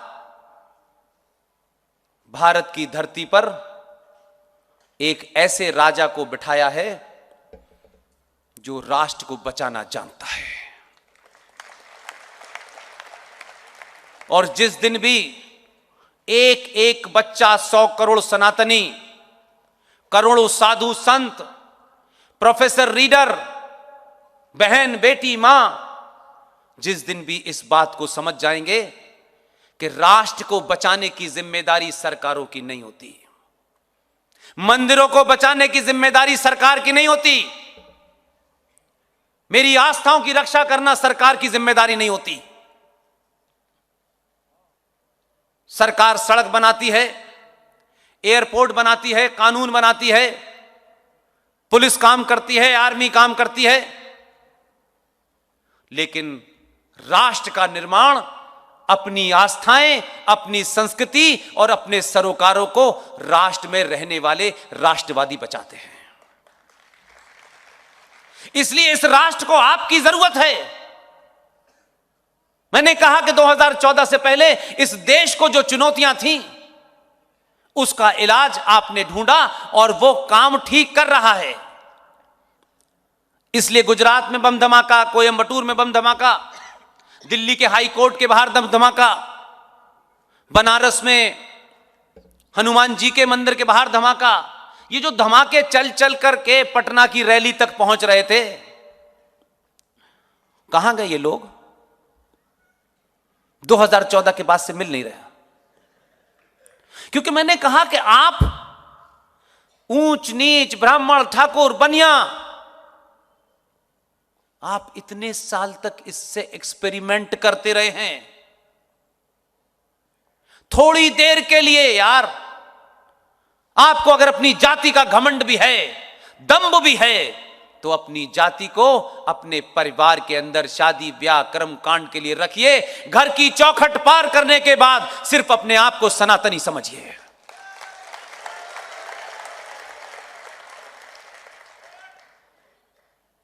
आपको रफीक भाई से दोस्ती रखनी है, कोई बुरी बात नहीं है। सिवैयां खाइए, दिल भर के खाइए, 3 बार गले मिलिए, कोई दिक्कत नहीं है। जरा उस आदमी से पूछिए, उस कमजोर आदमी से जो समाज में खड़ा हुआ है, वो आपके आचरण को देखता है। वो कहता है हजारों साल हो गए, आजाद भारत में भी मुझसे गले मिलने से ये कतराते हैं। जिन्होंने इनकी बहन बेटियों को लूटा, जिन्होंने जनेऊ मिलाकर के शाम को तुलवाया कि आज कितने जनेऊ काट लोगों को मारा गया, कितने ब्राह्मण मारे गए, ये उनसे गले मिलते हैं। मुझ पे हजारों अत्याचार किए, तब भी मैं हिंदू ही रहा। उस दलित के घर का 1 हफ्ते में 1 बार पानी जरूर पी के आइएगा, ये राष्ट्र बचेगा।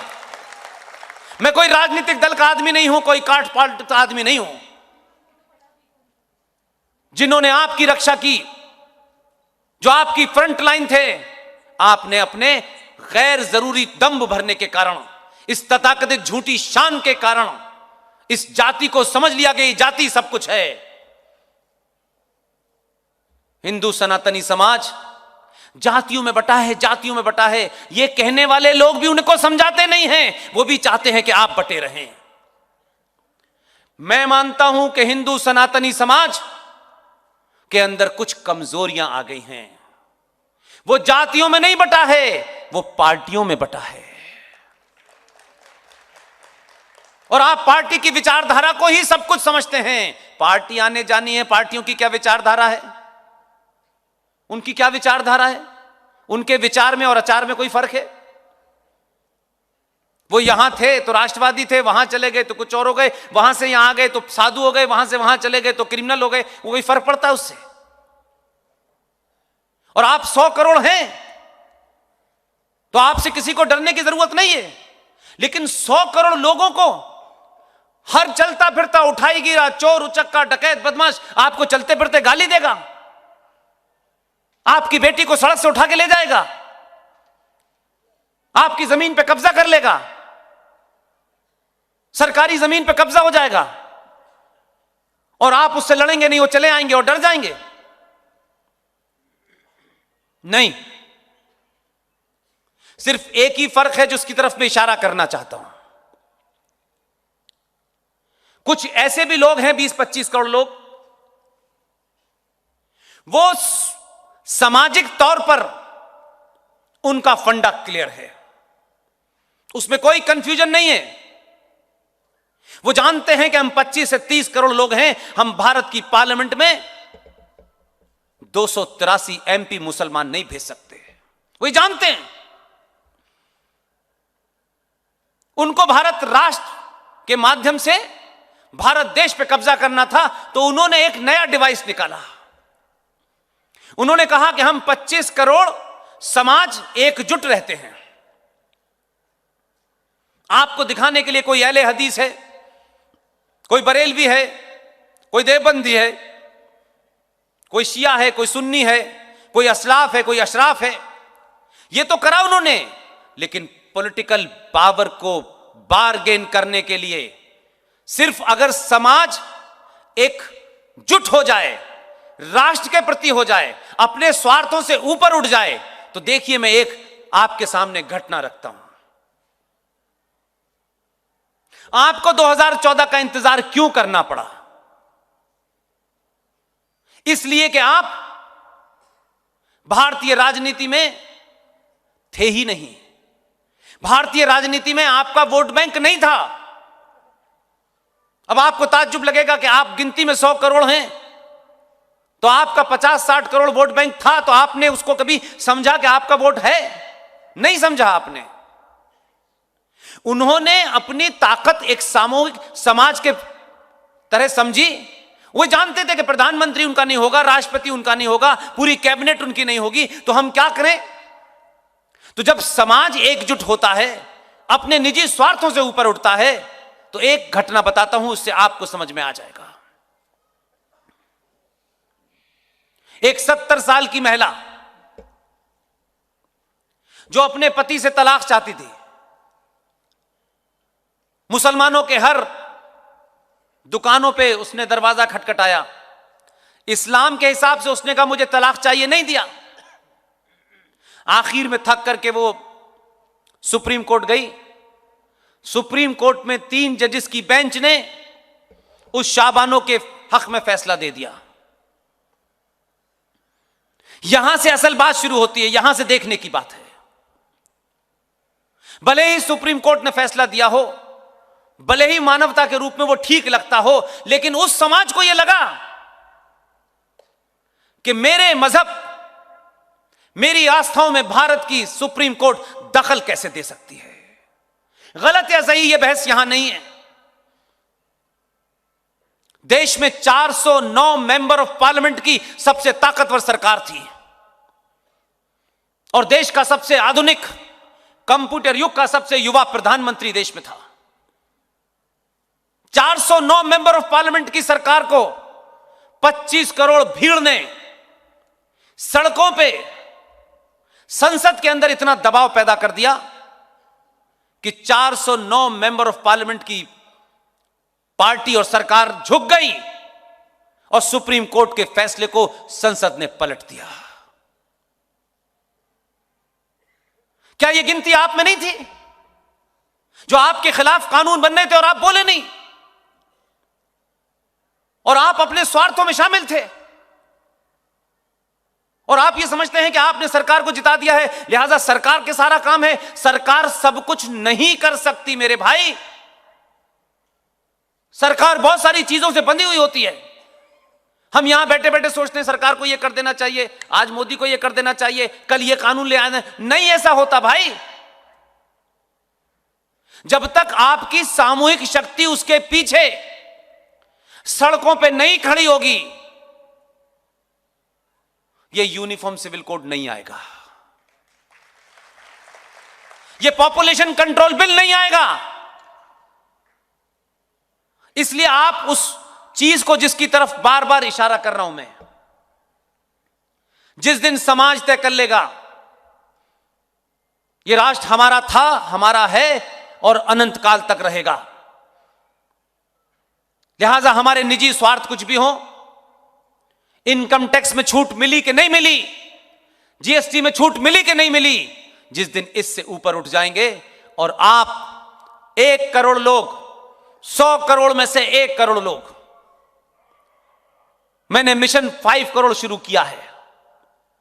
जिस दिन भी 1 करोड़ लोग दिल्ली के अंदर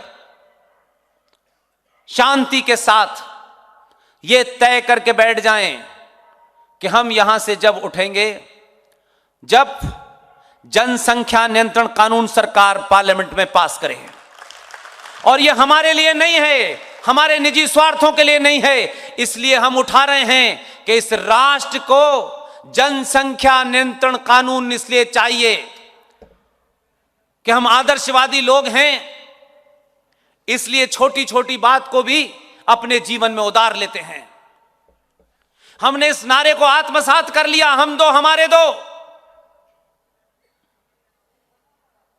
उन्होंने कहा हम दो, बाकी तुम गिन लो। लोकतंत्र में, जमहूरियत में, डेमोक्रेसी में यह महत्व नहीं होता है कि डॉक्टर एपीजे अब्दुल कलाम का वोट और पंचर जोड़ने वाले का बराबर होता है। यह गिनती से चलता है लोकतंत्र, इंटेलेक्चुअलिज्म से नहीं चलता, बौद्धिक लोगों से नहीं चलता, जीतने के बाद चलता है। जीतने से पहले सब्जी वाला, फल वाला, नाई, प्लम्बर, इन्हीं के वोट से चलता है। आप 100 करोड़ हैं, आपने अपनी सामूहिक शक्ति नहीं दिखाई, तो मैं फिर कह रहा हूं, और एक बात और साफ कर दूं, आप किसको वोट देते हैं मुझे इसमें इंटरेस्ट नहीं है, कोई इंटरेस्ट नहीं है। मैंने सार्वजनिक मंचों से साफ कर दिया है, न मेरा कोई राजनीतिक दल है, न मेरा कोई राजनीतिक संगठन है। जो भी इस राष्ट्र के लिए खड़ा है वही मेरा संगठन है, मैं उसके साथ खड़ा हूं। मेरे सारे मूल में राष्ट्र है, देश नहीं है। देश का काम आपने कर दिया है, इसलिए आप एक सनातनी हिंदू समाज की तरह, जिसमें न कोई दलित है, न कोई ओबीसी है, न कोई ब्राह्मण है, न कोई ठाकुर है, न बनिया है, ये सब इस जातिवाद को जितना गंदी तरीके से नीचे उतारा गया है, इसके मतलब भी आप लोगों ने नहीं जानते। ये एक व्यवस्था थी, सामाजिक व्यवस्था थी, ये धार्मिक व्यवस्था नहीं थी, ये मजहबी व्यवस्था नहीं थी। ये समाज कैसे चलेगा? ब्राह्मण क्या करेगा, वैश्य क्या करेगा, ठाकुर क्या करेगा? एक सामाजिक व्यवस्था को आपने धार्मिक व्यवस्था में कन्वर्ट कर दिया। समाज कैसे चलेगा भाई? आज कैसे चलता है? ये डॉक्टर है, ये इंजीनियर है, ये आर्किटेक्ट है, ये आर्टिस्ट है, ये चलता है कि नहीं? कोई व्यवस्था है कि नहीं? ये राजनीतिक लोग हैं। आपको मकान बनवाना होता है तो जाते हैं ना आप आर्किटेक्चर के पास, इंजीनियर के पास जाते हैं ना। तो उस वक्त भी जो ब्राह्मण का काम होता था वो ब्राह्मण करता था, और आज से ब्राह्मण के साथ आप ये कहते हैं। मैं छोटे छोटी चीजें सुनता हूं, मुझे बड़ा अजीब लगता है। शादी होगी करोड़ों की, टेंट वाला कहेगा 5 लाख, बर्तन वाला कहेगा 6 लाख, खाने वाला लेगा 20 लाख। जो उस शादी को, उस पवित्र शादी को, जो ब्राह्मण आकर के आपके घर में शादी कराता है, जिसके मंत्रों के बाद वो शादी पूरी होती है, वो उठते वक्त अगर कहे कि 500 रुपए दक्षिणा देना, तो मालूम है वो लोग क्या कहते हैं? पंडित जी इतनी क्यों? इतनी नहीं। यानी आप सोचिए कि 5 लाख 10 लाख टेंट वाले को दे रहे हैं, उस ब्राह्मण ने कहा दक्षिणा के रूप में जो दिल चाहे दे दो, तब भी 100 रुपए ये सोच के देते हैं पता नहीं क्या कर जाएगा। ये क्या मानसिकता है यार? इन्हें माइनस कर दो, शादी करा लो। पूरे समाज में घूमोगे, नहीं हुई तो थी, पंडित जी नहीं आए थे, कोई तो थी, पूजने नहीं आए थे, गांठ नहीं बंधी थी, तिलक नहीं लगा था, मांग नहीं भरी थी, पूरे जिंदगी भर ऐसे ही घूमते रहोगे। लेकिन वो 500 रुपए बेचारा मांग रहा है तो कहोगे देखो साहब ब्राह्मण लूटता है। ये क्या लूटेंगे? ये तो लूटने के बाद यहां आए, ये क्या लूटेंगे भाई? इसलिए तथ्यों को सही तरह रखिए। ब्राह्मण का मतलब है ज्ञान। क्या आज इस देश में जाति से ठाकुर, जाति से ब्राह्मण, जाति से कायस्थ, जाति से दलित क्या बिजनेस नहीं कर रहे? क्या बाटा शू कंपनी का मालिक दलित है? तो ये जो हमने बना रखा है, अरे भाई जो लड़ेगा, जो राष्ट्र की रक्षा करेगा वो छत्री होगा। उस छत्री की शक्ल में आज हम उसे आर्मी कहते हैं। आर्मी में दलित भी जाता है, ठाकुर भी जाता है, बनिया भी जाता है, यादव भी जाता है। उस सामाजिक व्यवस्था को आपने मजहबी और धार्मिक व्यवस्था में कन्वर्ट कर दिया और फिर आपने हेट कैंपेन चलाया। इसलिए आप अगर शादी देखें, माफ करें महाराज जी, मुझे बहुत सारी चीजें नहीं पता है, लेकिन जितनी पता है उतनी मैं रखने की कोशिश कर रहा हूं।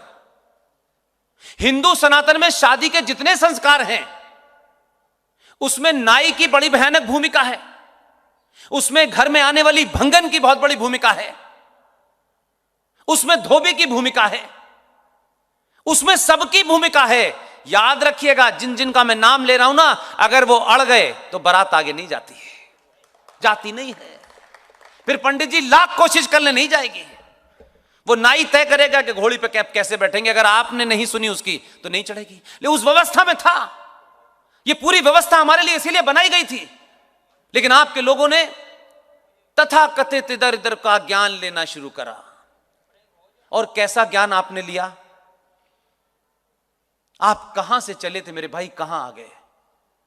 अपने दिल पे हाथ रख के सोचो। आप जिनकी संतानों को हैं, जिनकी संतानें हैं, वो भी कभी सोचते होंगे कि हमने नहीं सोचा था कि हमारे आने के बाद इतना कमजोर हो जाएगा ये सनातनी।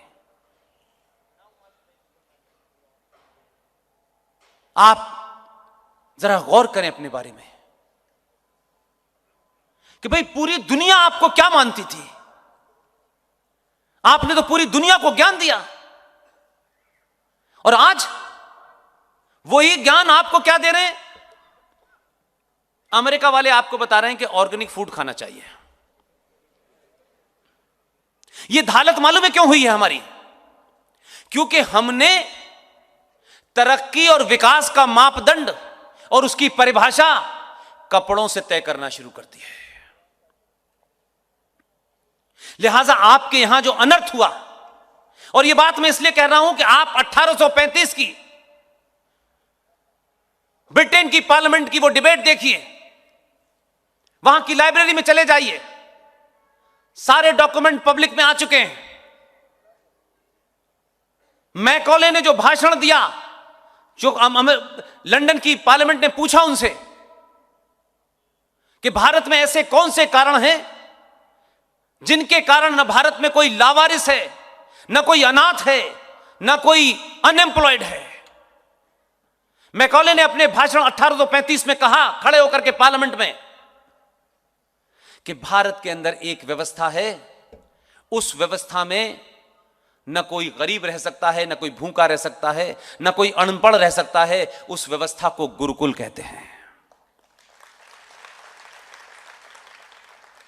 अफसोस यह है कि आपने न मैकाले की वो भाषण सुना। चलिए समझ में आता है, 1947 के बाद 1950 में भारत का संविधान लिखा गया। 26 जनवरी 1950 को पूरा हो गया।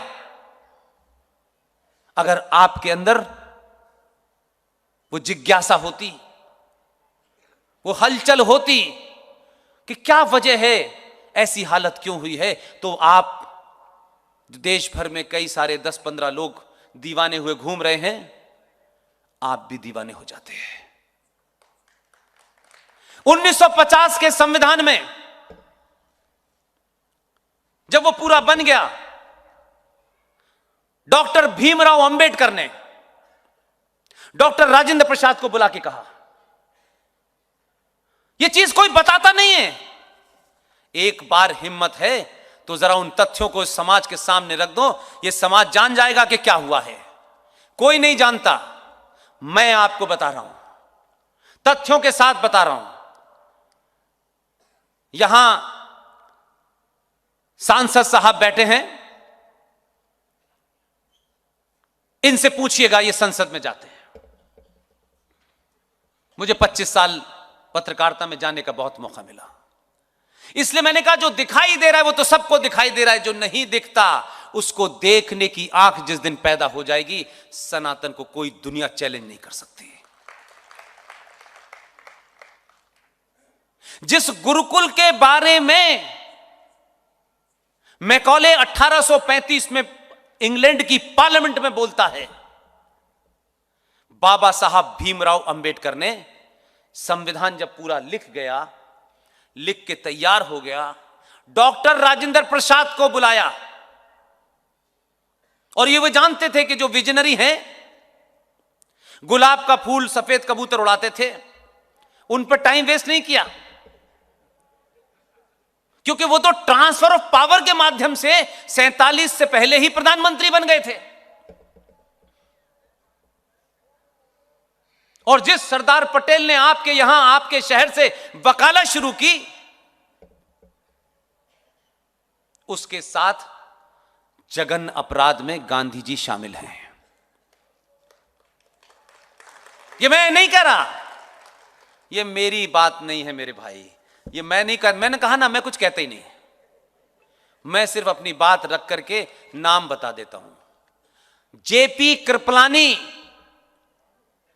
जो कांग्रेस के अध्यक्ष थे, 1946 में उनकी एक किताब है Gandhi, his life and thought, Bharat के पब्लिकेशन डिवीजन ने छापी थी। उस वक्त 8 रुपए की कीमत थी, अब वो किताब मार्केट में नहीं मिलती। ऊपर वाले ने मुझे इसलिए भेजा है कि ऐसी किताबों की खोज करना बस। उस किताब को पूरा प्रिंट कराया है मैंने, फोटोकॉपी। उस किताब के पेज नंबर 243 पर वो पूरा खेल जो उस दिन हुआ, उसको जैसे लाइव कमेंट्री कोई लिखता है, जेपी कृपलानी ने लाइव कमेंट्री लिखी है। जेपी कृपलानी आरएसएस के और जनसंघ के नहीं थे, माफ करना मेरे भाई। जिस सरदार पटेल ने यहां प्रैक्टिस की, वकील बने, यह महज इत्तेफाक नहीं है कि मेरे जीवन में अजीब घटना है। 15 दिन पहले बड़ौदा आया तो जगदीश भाई ने मुझसे यह कहा कि सरदार पटेल के बड़े भाई के बेटे 94 साल के हैं, वो आपके वीडियो सुनते हैं, आपके फैन है। मैंने कहा इस उम्र में वो मेरे फैन, वो कहां मैं कहां। मैं उनसे मिलने गया, जिस तरीके से वो मुझे देख करके खुश हुए, मुझे लगा कि मुझे सब कुछ मिल गया। 94 साल का आदमी बिल्कुल सरदार पटेल की शक्ल में आधे घंटे तक मुझसे बात की। और फिर दोबारा मैं आया गुजरात, तो मुझे सूरत से सीधे बारडोली जाना पड़ा। उनके परिवार के वो लोग जो सरदार पटेल की गोद में खेले थे, वो मिले। यह महज इत्तेफाक नहीं है कि बारडोली से मैं अब गोदरा आ गया हूं, यहीं से सरदार पटेल ने अपनी वकालत शुरू की थी। सरदार पटेल के साथ जेपी कृपलानी की किताब पढ़ लें, Gandhi his life and thoughts, उसके पेज नंबर 243 को पढ़ लें, आपको समझ आ जाएगा क्या खेल किया। लेकिन आप अगर थोड़ा सा आगे बढ़ जाएं,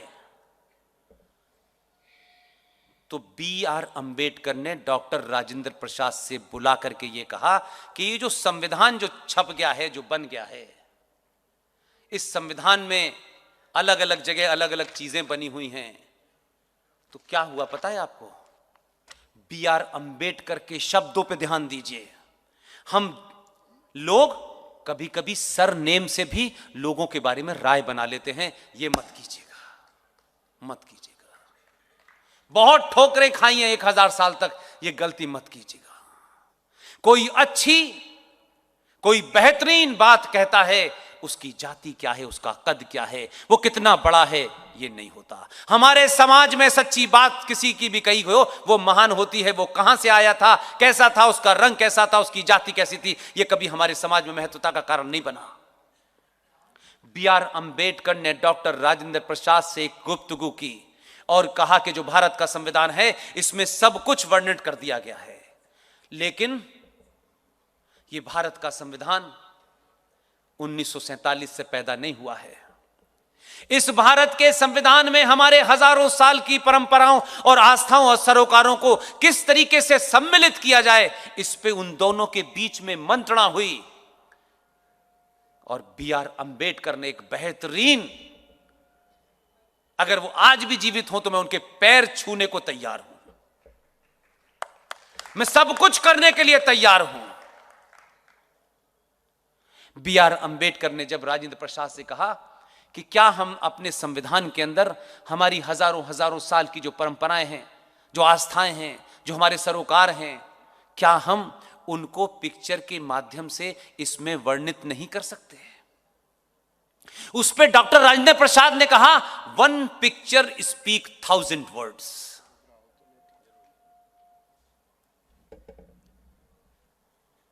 तब भारत के संविधान में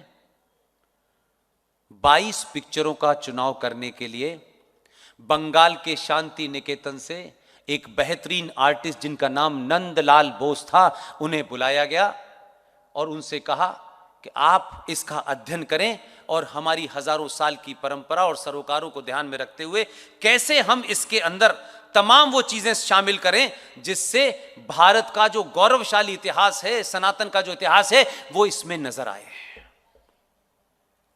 22 चित्रों का इसमें वर्णन है और उसके पेज नंबर 3 पर नंदी की तस्वीर बन रही है। पेज नंबर 5 पर मर्यादा पुरुषोत्तम राम, मां सीता और लक्ष्मण जब श्रीलंका से चले थे, उनकी वो भी तस्वीर है। भगवान कृष्ण की तस्वीर है, महावीर की तस्वीर है, छत्रपति शिवाजी महाराज की तस्वीर है, सुभाष चंद्र बोस की भी तस्वीर है। जो ओरिजिनल संविधान था उसमें 22 चित्रों के माध्यम से तमाम सारी चीजें, उसमें गुरुकुल भी है। लेकिन कौन लोग थे, कौन वो शातिर लोग थे जो पाकिस्तान बनवाने के बाद भारत में रह गए, मुस्लिम लीग से जीते यहां रह गए, पाकिस्तान नहीं गए, लगातार एजेंडा चलाते रहे और कहा कि ये तो हिंदुओं का मामला होगा, इसलिए इसके ऊपर विचार करना चाहिए। और विचार जो पूरी पार्लियामेंट ने करके 1950 का जो पहला संविधान है वो पार्लियामेंट की लोकसभा के अंदर हीलियम गैस में रखा हुआ है। सरकार ने निर्णय लिया है कि जो ओरिजिनल कॉपी है संविधान की, इसको कहते कहते 3 साल हो गए मुझे, उन्होंने कहा जो ओरिजिनल कॉपी है इसकी रेप्लिका छपेगी, उसमें सब कुछ वही होगा जो ओरिजिनल संविधान में था। जिस दिन आपको पता चलेगा कि ओरिजिनल संविधान में क्या क्या था, तो शायद आप एक गलती कम से कम न करते। क्योंकि हम संविधान को पढ़ते हैं, सोचते हैं, उसके बारे में बहुत सारी बातें करते हैं। भारत के संविधान में गुरुकुल का जिक्र है। मैकॉले ने कहा कि गुरुकुल की व्यवस्था जब तक छिन्न भिन्न नहीं की जाएगी, भारत पे लंबे समय तक राज नहीं किया जा सकता। गुरुकुल तोड़ा गया और अंग्रेजों के जो मुलाजिम हुआ करते थे, जो उनके कर्मचारी हुआ करते थे, उसमें पहला आदेश जारी हुआ कि जो लोग भी कॉन्वेंट में पढ़ के आएंगे उन्हें पहले नौकरी मिलेगी। या नहीं, उनको कौन चाहिए था? कॉन्वेंट का पढ़ा हुआ। लेकिन आपसे पूछना चाहता हूं कि आपने गुरुकुल के बाद जब कॉन्वेंट की बात सुनी तो आपके मन में क्या आया? जो आपसे सिद्धांत गलती हो गई है, बुनियादी गलती हो गई है, जिससे आपकी पूरी पर्सनालिटी एक दीनहीन, एक लावारिस जैसी हो गई है। भारतीय परंपरा में ये जो शादी है, मैरिज का इंस्टीट्यूशन है। इस्लाम में भी मैरिज का इंस्टीट्यूशन है। उनके यहां शादी दो लोगों के बीच में जैसे बिजनेस कॉन्ट्रैक्ट होता है वैसे ही होता है। हमारे यहां मरने के बाद ही पिंड छूटता है, 7 जन्म का रिश्ता होता है। लेकिन यूरोप में मैरिज का इंस्टीट्यूशन नहीं था, मैरिज का कंसेप्ट नहीं था। इसलिए होता यह था कि वो ये मानते थे कि एक पुरुष का और एक महिला का मिलन किसी सुख के लिए है, किसी सुख प्राप्ति के लिए यह मिलन हो रहा है। लिहाजा उस सुख प्राप्ति में अगर कोई गलती से औलाद उत्पन्न हो गई, पैदा हो गई, तो वो उस परम सुख की प्राप्ति में एक बाधा है। यह उनकी फिलॉसफी थी। तो क्या किया गया? कहा गया कि भाई ये जो बड़े बड़े हॉल बनाओ और उन हॉल के बाहर में छोटी छोटी डलियाओं में छोटे छोटे गद्दे रख दिए जाएं, तो उस परम सुख की प्राप्ति में जो संतान उत्पन्न हो गई, जो उनके परम सुख में बाधा बन सकती है, उस संतान को उस हॉल के बाहर रखी हुई उस डलिया में छोड़ाओ और उस हॉल की देखभाल के लिए एक बिना शादी करे मर्द, जिसे फादर कहते हैं, एक औरत, एक महिला जो बिना शादी करे मां कहलाती है, जिसे मदर कहते हैं। एक फादर और एक मदर उस हॉल में रहेंगे और ऐसे नाजायज और लावारिस बच्चों को पालेंगे। उस पालने वाली जगह को कॉन्वेंट कहते हैं। आप आज सरस्वती कॉन्वेंट स्कूल खोल रहे हैं, कहां से चले थे कहां आ गए। और उस लावारिस जगह पे जो बच्चे पैदा होकर के वहां जाते थे, उनकी देखरेख के लिए सरकार यानी स्टेट फंड करती थी। उस जगह को कॉन्वेंट कहते हैं। आप गुरुकुल से चल के शादी के परम सुख प्राप्त करने के बीच में बाधा बनने वाली उस बच्चे के, नाजायज बच्चे के, लावारिस बच्चे के रखने पलने पिसने की जगह को कॉन्वेंट कहते हैं। और हमारे भारत में गली गली मोहल्ले मोहल्ले कॉन्वेंट खुल रहे हैं। और हम तमाम भारत के सनातनी हिंदू, बच्चा पैदा नहीं होता है उससे पहले हम सेंट फिदेलिस में उसके एडमिशन का रिजर्वेशन करा लेते हैं। उस बच्चे के सामने क्या डालिमा है। घर का पिता जब वो स्कूल जाता है तब सोता रहता है, जब वो सो जाता है तब वो रात में आता है। और जो एक इल्लीगल तरीके का, एक नाजायज तरीके का एक फादर और एक मदर है, वो आपके बच्चे के दिमाग को 8 घंटे तक खेलता है, वो उसकी ट्यूनिंग करता है। इसलिए आपका बच्चा जेंटलमैन की परिभाषा समझता है कि जो अंग्रेजी बोलता है, टाई लगाता है, हैट लगाता है, वही जेंटलमैन है। वो बच्चा जिसका बाप किसान है, कंधे पे हल रख के आता है, वो उसे जीवन भर जेंटलमैन नहीं लगता। हम जिन परंपराओं की तरफ चल पड़े हैं, इसलिए हमारा यह हश्र है। लेकिन मैं एक चीज देखता हूं, ये सब मैं आपके सामने रखने के बाद अपनी बात पे आता हूं कि फिर भी मेरा कहना यह है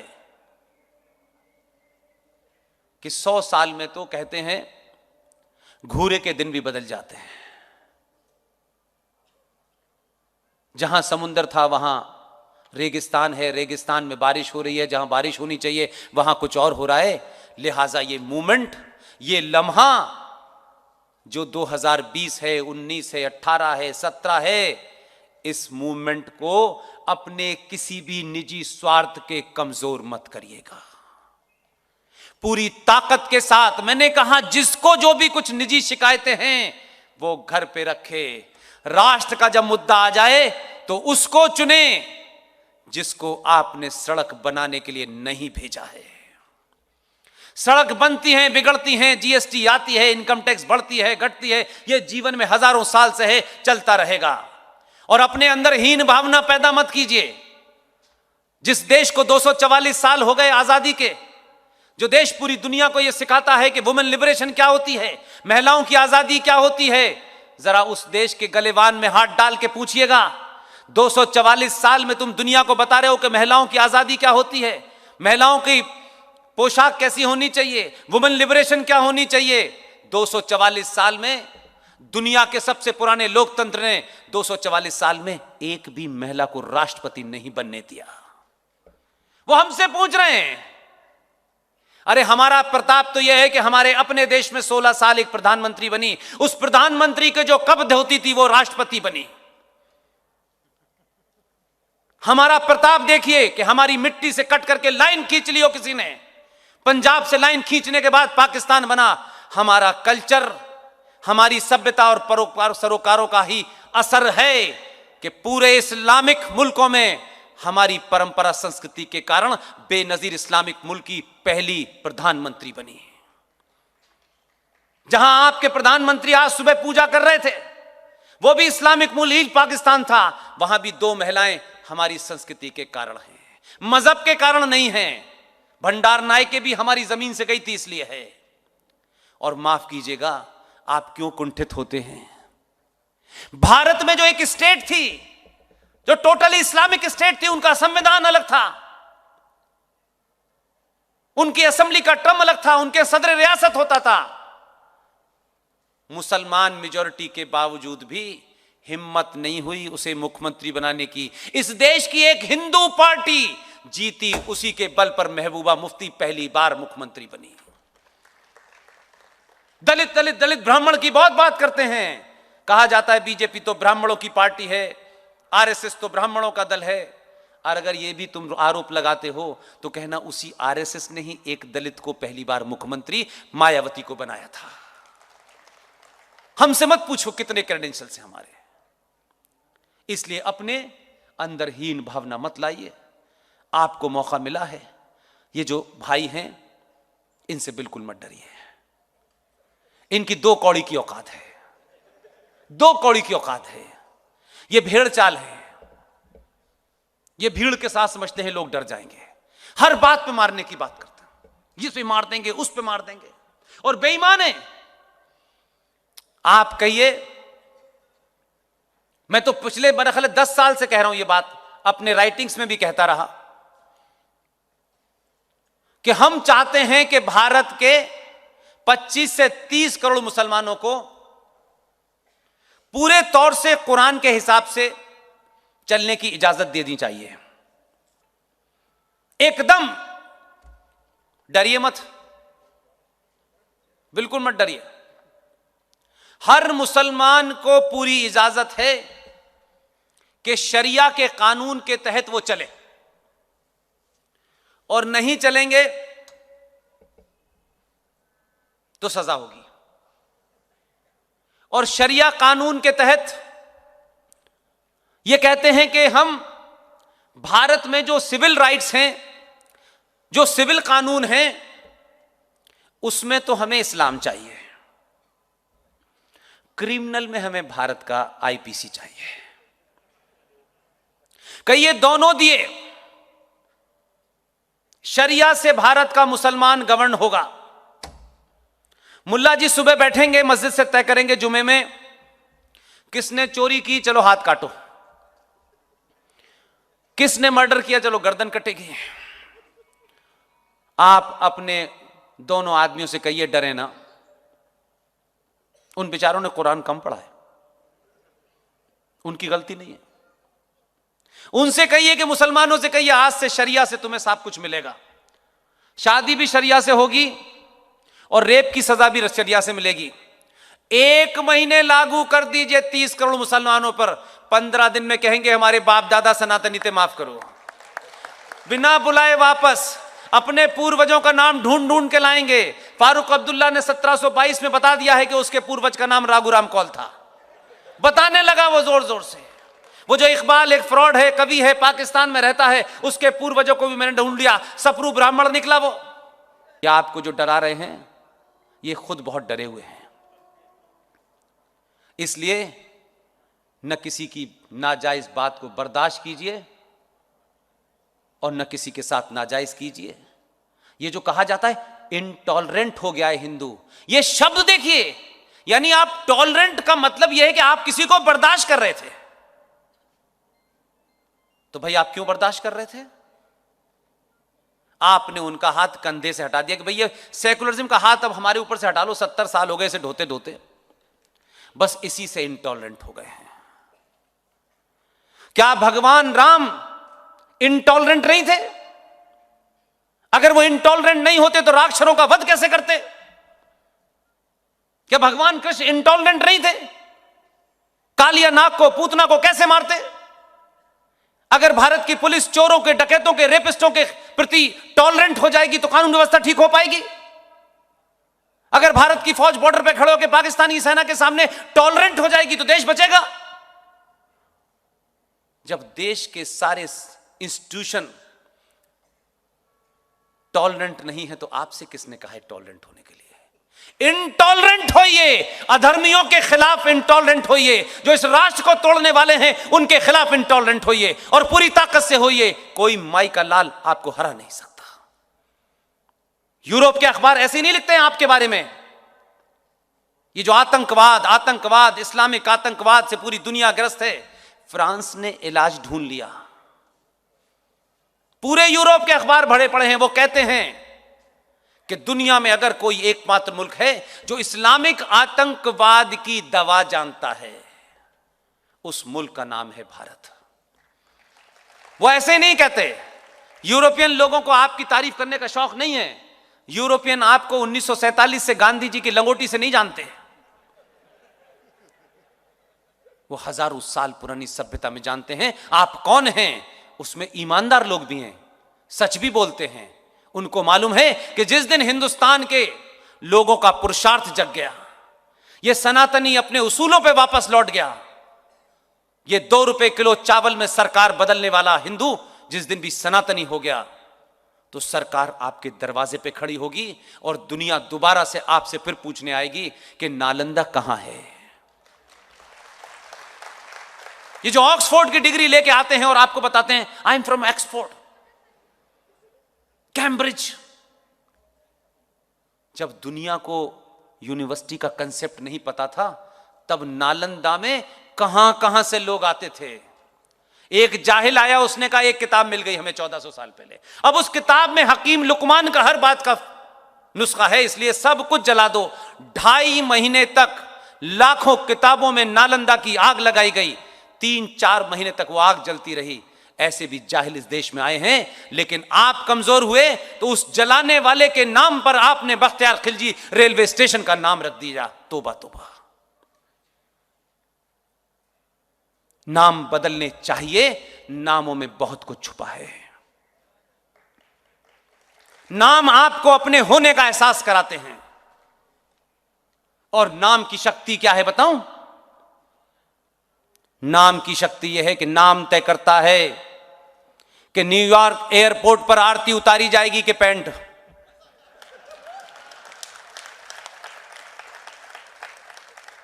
नाम तय करता है ये। फिर I am a Khan, I am not a terrorist, फिर फिल्मों की जरूरत नहीं पड़ती। आप सब ने मुझे इतने धैर्य के साथ सुना। मैं इस गौधरा के लोगों का बड़ा आभारी हूं।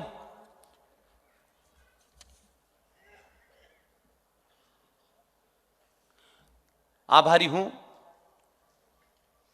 कि जब लोग 3 घंटे का शो नहीं देखते, उस 3 घंटे के शो में डांस भी होता है, गाने भी होते हैं। मैं पता नहीं जितनी देर बोला, इतनी क्रूड बात, इतनी सपाट बात आप अगर मुझे सुनने आए हैं और देश भर में एक अंजड़ जैसी छोटी जगह है, तहसील है मध्य प्रदेश के अंदर, तहसील में मैं अभी 15 दिन पहले था। मैंने कोई 9:30 बजे से बोलना शुरू किया, मुझे पता तो होता नहीं। अब ऐसा तो नहीं है कि एक ही आदमी देश में बोलेगा, मैं भी बोल सकता हूं, ऐसा तो नहीं भाई। लेकिन मैं कितनी देर बोलूंगा ये मुझे पता नहीं होता। आप सोचिए कि 30,000 की आबादी का शहर है, तहसील थी। मैं ये मेरा जो हर दिन जब मैं आप लोगों के सामने बातचीत करता हूं और आपकी रिस्पॉन्स देखता हूं, तो आप यकीन मानिए न मुझे थकावट होती है, बल्कि मेरा खून बढ़ जाता है। और मेरा भरोसा इस बात में होता है कि जो लोग ये कहते थे कि नहीं यार ये लोग सब, तुम किसकी बात कर रहे हो यार, ये कायर डरपोक लालची लोग हैं यार, ये क्या तुम बात कर रहे हो पुष्पेंद्र, ये नहीं जगेंगे। हमने कहा एक बार एक्सपेरिमेंट तो करके देखो यार। अंजड़ के अंदर 30,000 की आबादी थी, 5,500 लोग, जिसमें 2,000 से ज्यादा महिलाएं बच्चियां थीं। पिन ड्रॉप साइलेंस 3 घंटे तक मुझे सुना। मैं इससे अब यही इंफ्रा निकालता हूं कि अब आपको 500 रुपए की टिकट लेकर के जिहादियों की फिल्म देखना बंद कर दीजिए। और अगर फिल्म देखनी है और फिल्मों से प्रेरणा लेनी है, मैं अपनी बहनों और बेटियों और माओं से कहता हूं, अपने भाइयों से कहता हूं, अपने पिताओं और पुत्रों से कहता हूं, अगर खूबसूरती की परिभाषा तैमूर की अम्मी नहीं होता। अगर खूबसूरती की कोई भाषा है, एक महिला की कोई परिभाषा है, तो बाहुबली की देवसेना हो सकती है। मेरे युवा दोस्तों, पिताओं से और माओं से मेरी खास दरखास्त है, निवेदन है, आप ये मत समझिएगा कि मैंने कहा है। आप इसको थोड़ी देर के लिए अकेले में बैठ के सोचिए। माएं अपनी बेटी जो हाई स्कूल में है, जो 11th में है, जो 12th में है, बाबा के भजन सुनने मत जाइए।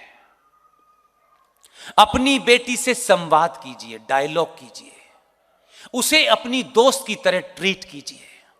उसके मन में हजारों सवाल उठ रहे हैं क्योंकि समाज में हजारों बदलाव हो रहे हैं, उनका जवाब दीजिए और दोस्त की तरह कहिए कि मैं तेरे साथ फिल्म देखने जाऊंगी। मुझे पूरी उम्मीद है भारतीय माएं जब अपनी बड़ी होने वाली बेटी 11th और 12th क्लास की बेटियों से जब ये बात करेंगी, उस मां के अंदर उस बढ़ती हुई बेटी का भरोसा जगेगा।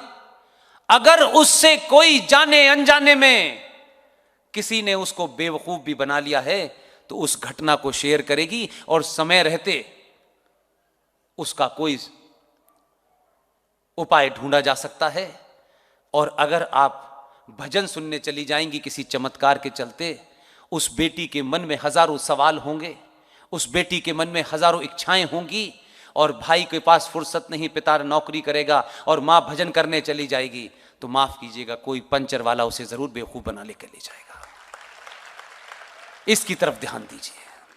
और जो भाई माचो बने घूम रहे हैं, जो पति हीरो बने घूम रहे हैं, उनको अगर किसी फिल्म से भी कोई प्रेरणा लेनी है तो बाहुबली से लीजिए। और आपकी पत्नी क्या कहती को अंतिम मानिए। दुनिया का कोई आदमी आपकी पत्नी के बारे में क्या कहता है मत सुनिए। देवसेना के साथ जो घटना घटी, उस राज में एक कायर राजा का कायर सेनापति दरबार में जब महिलाओं के साथ छेड़छाड़ कर रहा था, देवसेना के साथ भी उसने छेड़छाड़ करने की कोशिश की। देवसेना ने उसकी उंगलियां काट दी। और उस कायर सेनापति ने जब भरे दरबार में राजा को बताया, तो देवसेना का पति बाहुबली ने उसकी राजा की कहानी सुनी, लेकिन उसने उसकी कहानी पे यकीन नहीं किया। अपनी पत्नी देवसेना से पूछा कि देवसेना तुमने ऐसा क्यों किया। देवसेना ने पूरी घटना बताई और कहा कि इसने जैसे ही मुझसे छेड़ने की कोशिश की, मैंने उसकी उंगलियां काट दी। उसके पति का अपनी पत्नी पे इतना भरोसा था, उसने कहा उंगलियां नहीं, इसकी गर्दन काट देनी चाहिए। ये कहते कहते उसकी गर्दन काट दी। जिस दिन भी दो जिहादियों की गर्दन कट जाएगी, कई हजार साल तक न बेटी को छेड़ेगा, न बीवी को छेड़ेगा, न पंचर वाले को छेड़ेगा। जीवन में एक या दो को यह कीमत देनी पड़ेगी। राष्ट्र बचाने के लिए हजारों लोग कीमत देते हैं, देश बचाने के लिए लोग इतने कीमत देते हैं। चंद लोग अगर दो भी काम कर देंगे, याद रखिएगा फिर कोई आपकी बेटी और बहन को, पत्नी को नहीं छेड़ेगा। उसे मालूम है कि किस पुरुषार्थी की पत्नी है ये, वो घर का सफाया कर देगा। एक बार करेंगे, दुनिया भर के लिए मिसाल बन जाएगी। अगर पुरुषों को बनना है तो कायर पिता मत बनिए। अपनी बेटी से ये मत कहिए कि तू स्कूल के जिस रास्ते से जाती है वहां अगर तुझे कोई छेड़ता है तो तू रास्ता बदल ले। नहीं, रास्ता वही रहेगा, उस रास्ते पे खड़े होने वाले का जीवन बदल दीजिए। बहुत बहुत धन्यवाद, थैंक यू वेरी मच।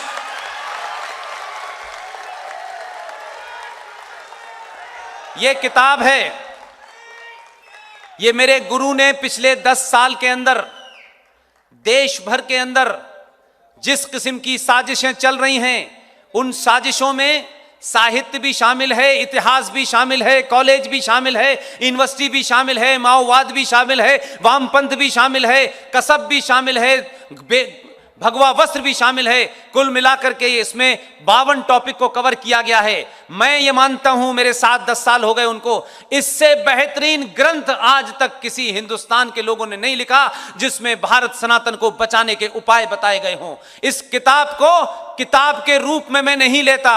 यह किताब, मैंने बार बार कहा कि अगर यह किताब मुझे अपनी पीठ पर रखकर भी आपके घर पहुंचानी होगी तो मैं इसलिए पहुंचाऊंगा कि जब आप इसको पढ़ लेंगे तो आप में से करोड़ों जीडी बख्शी और आरएसएन पैदा हो जाएंगे। यह किताब वैसे आप क्या अमेज़न कहते हैं उस पर अवेलेबल है।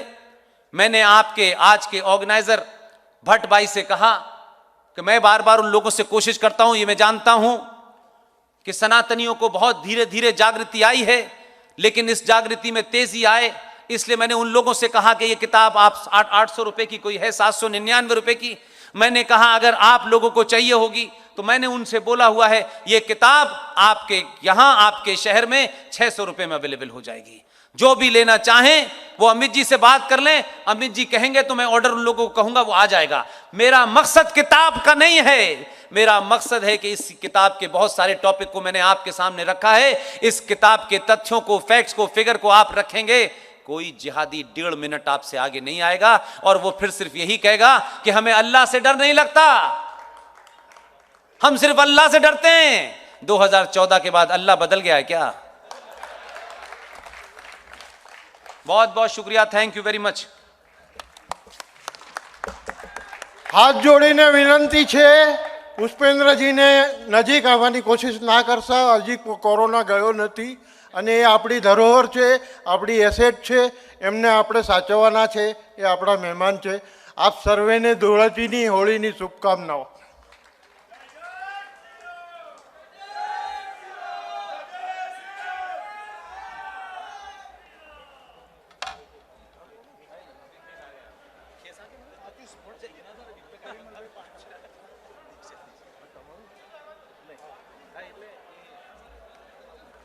ठीक था, बिल्कुल लाना पड़ता है घुमा घुमा के। मैं डालना, oh lovely, great, God bless you my dear. अच्छा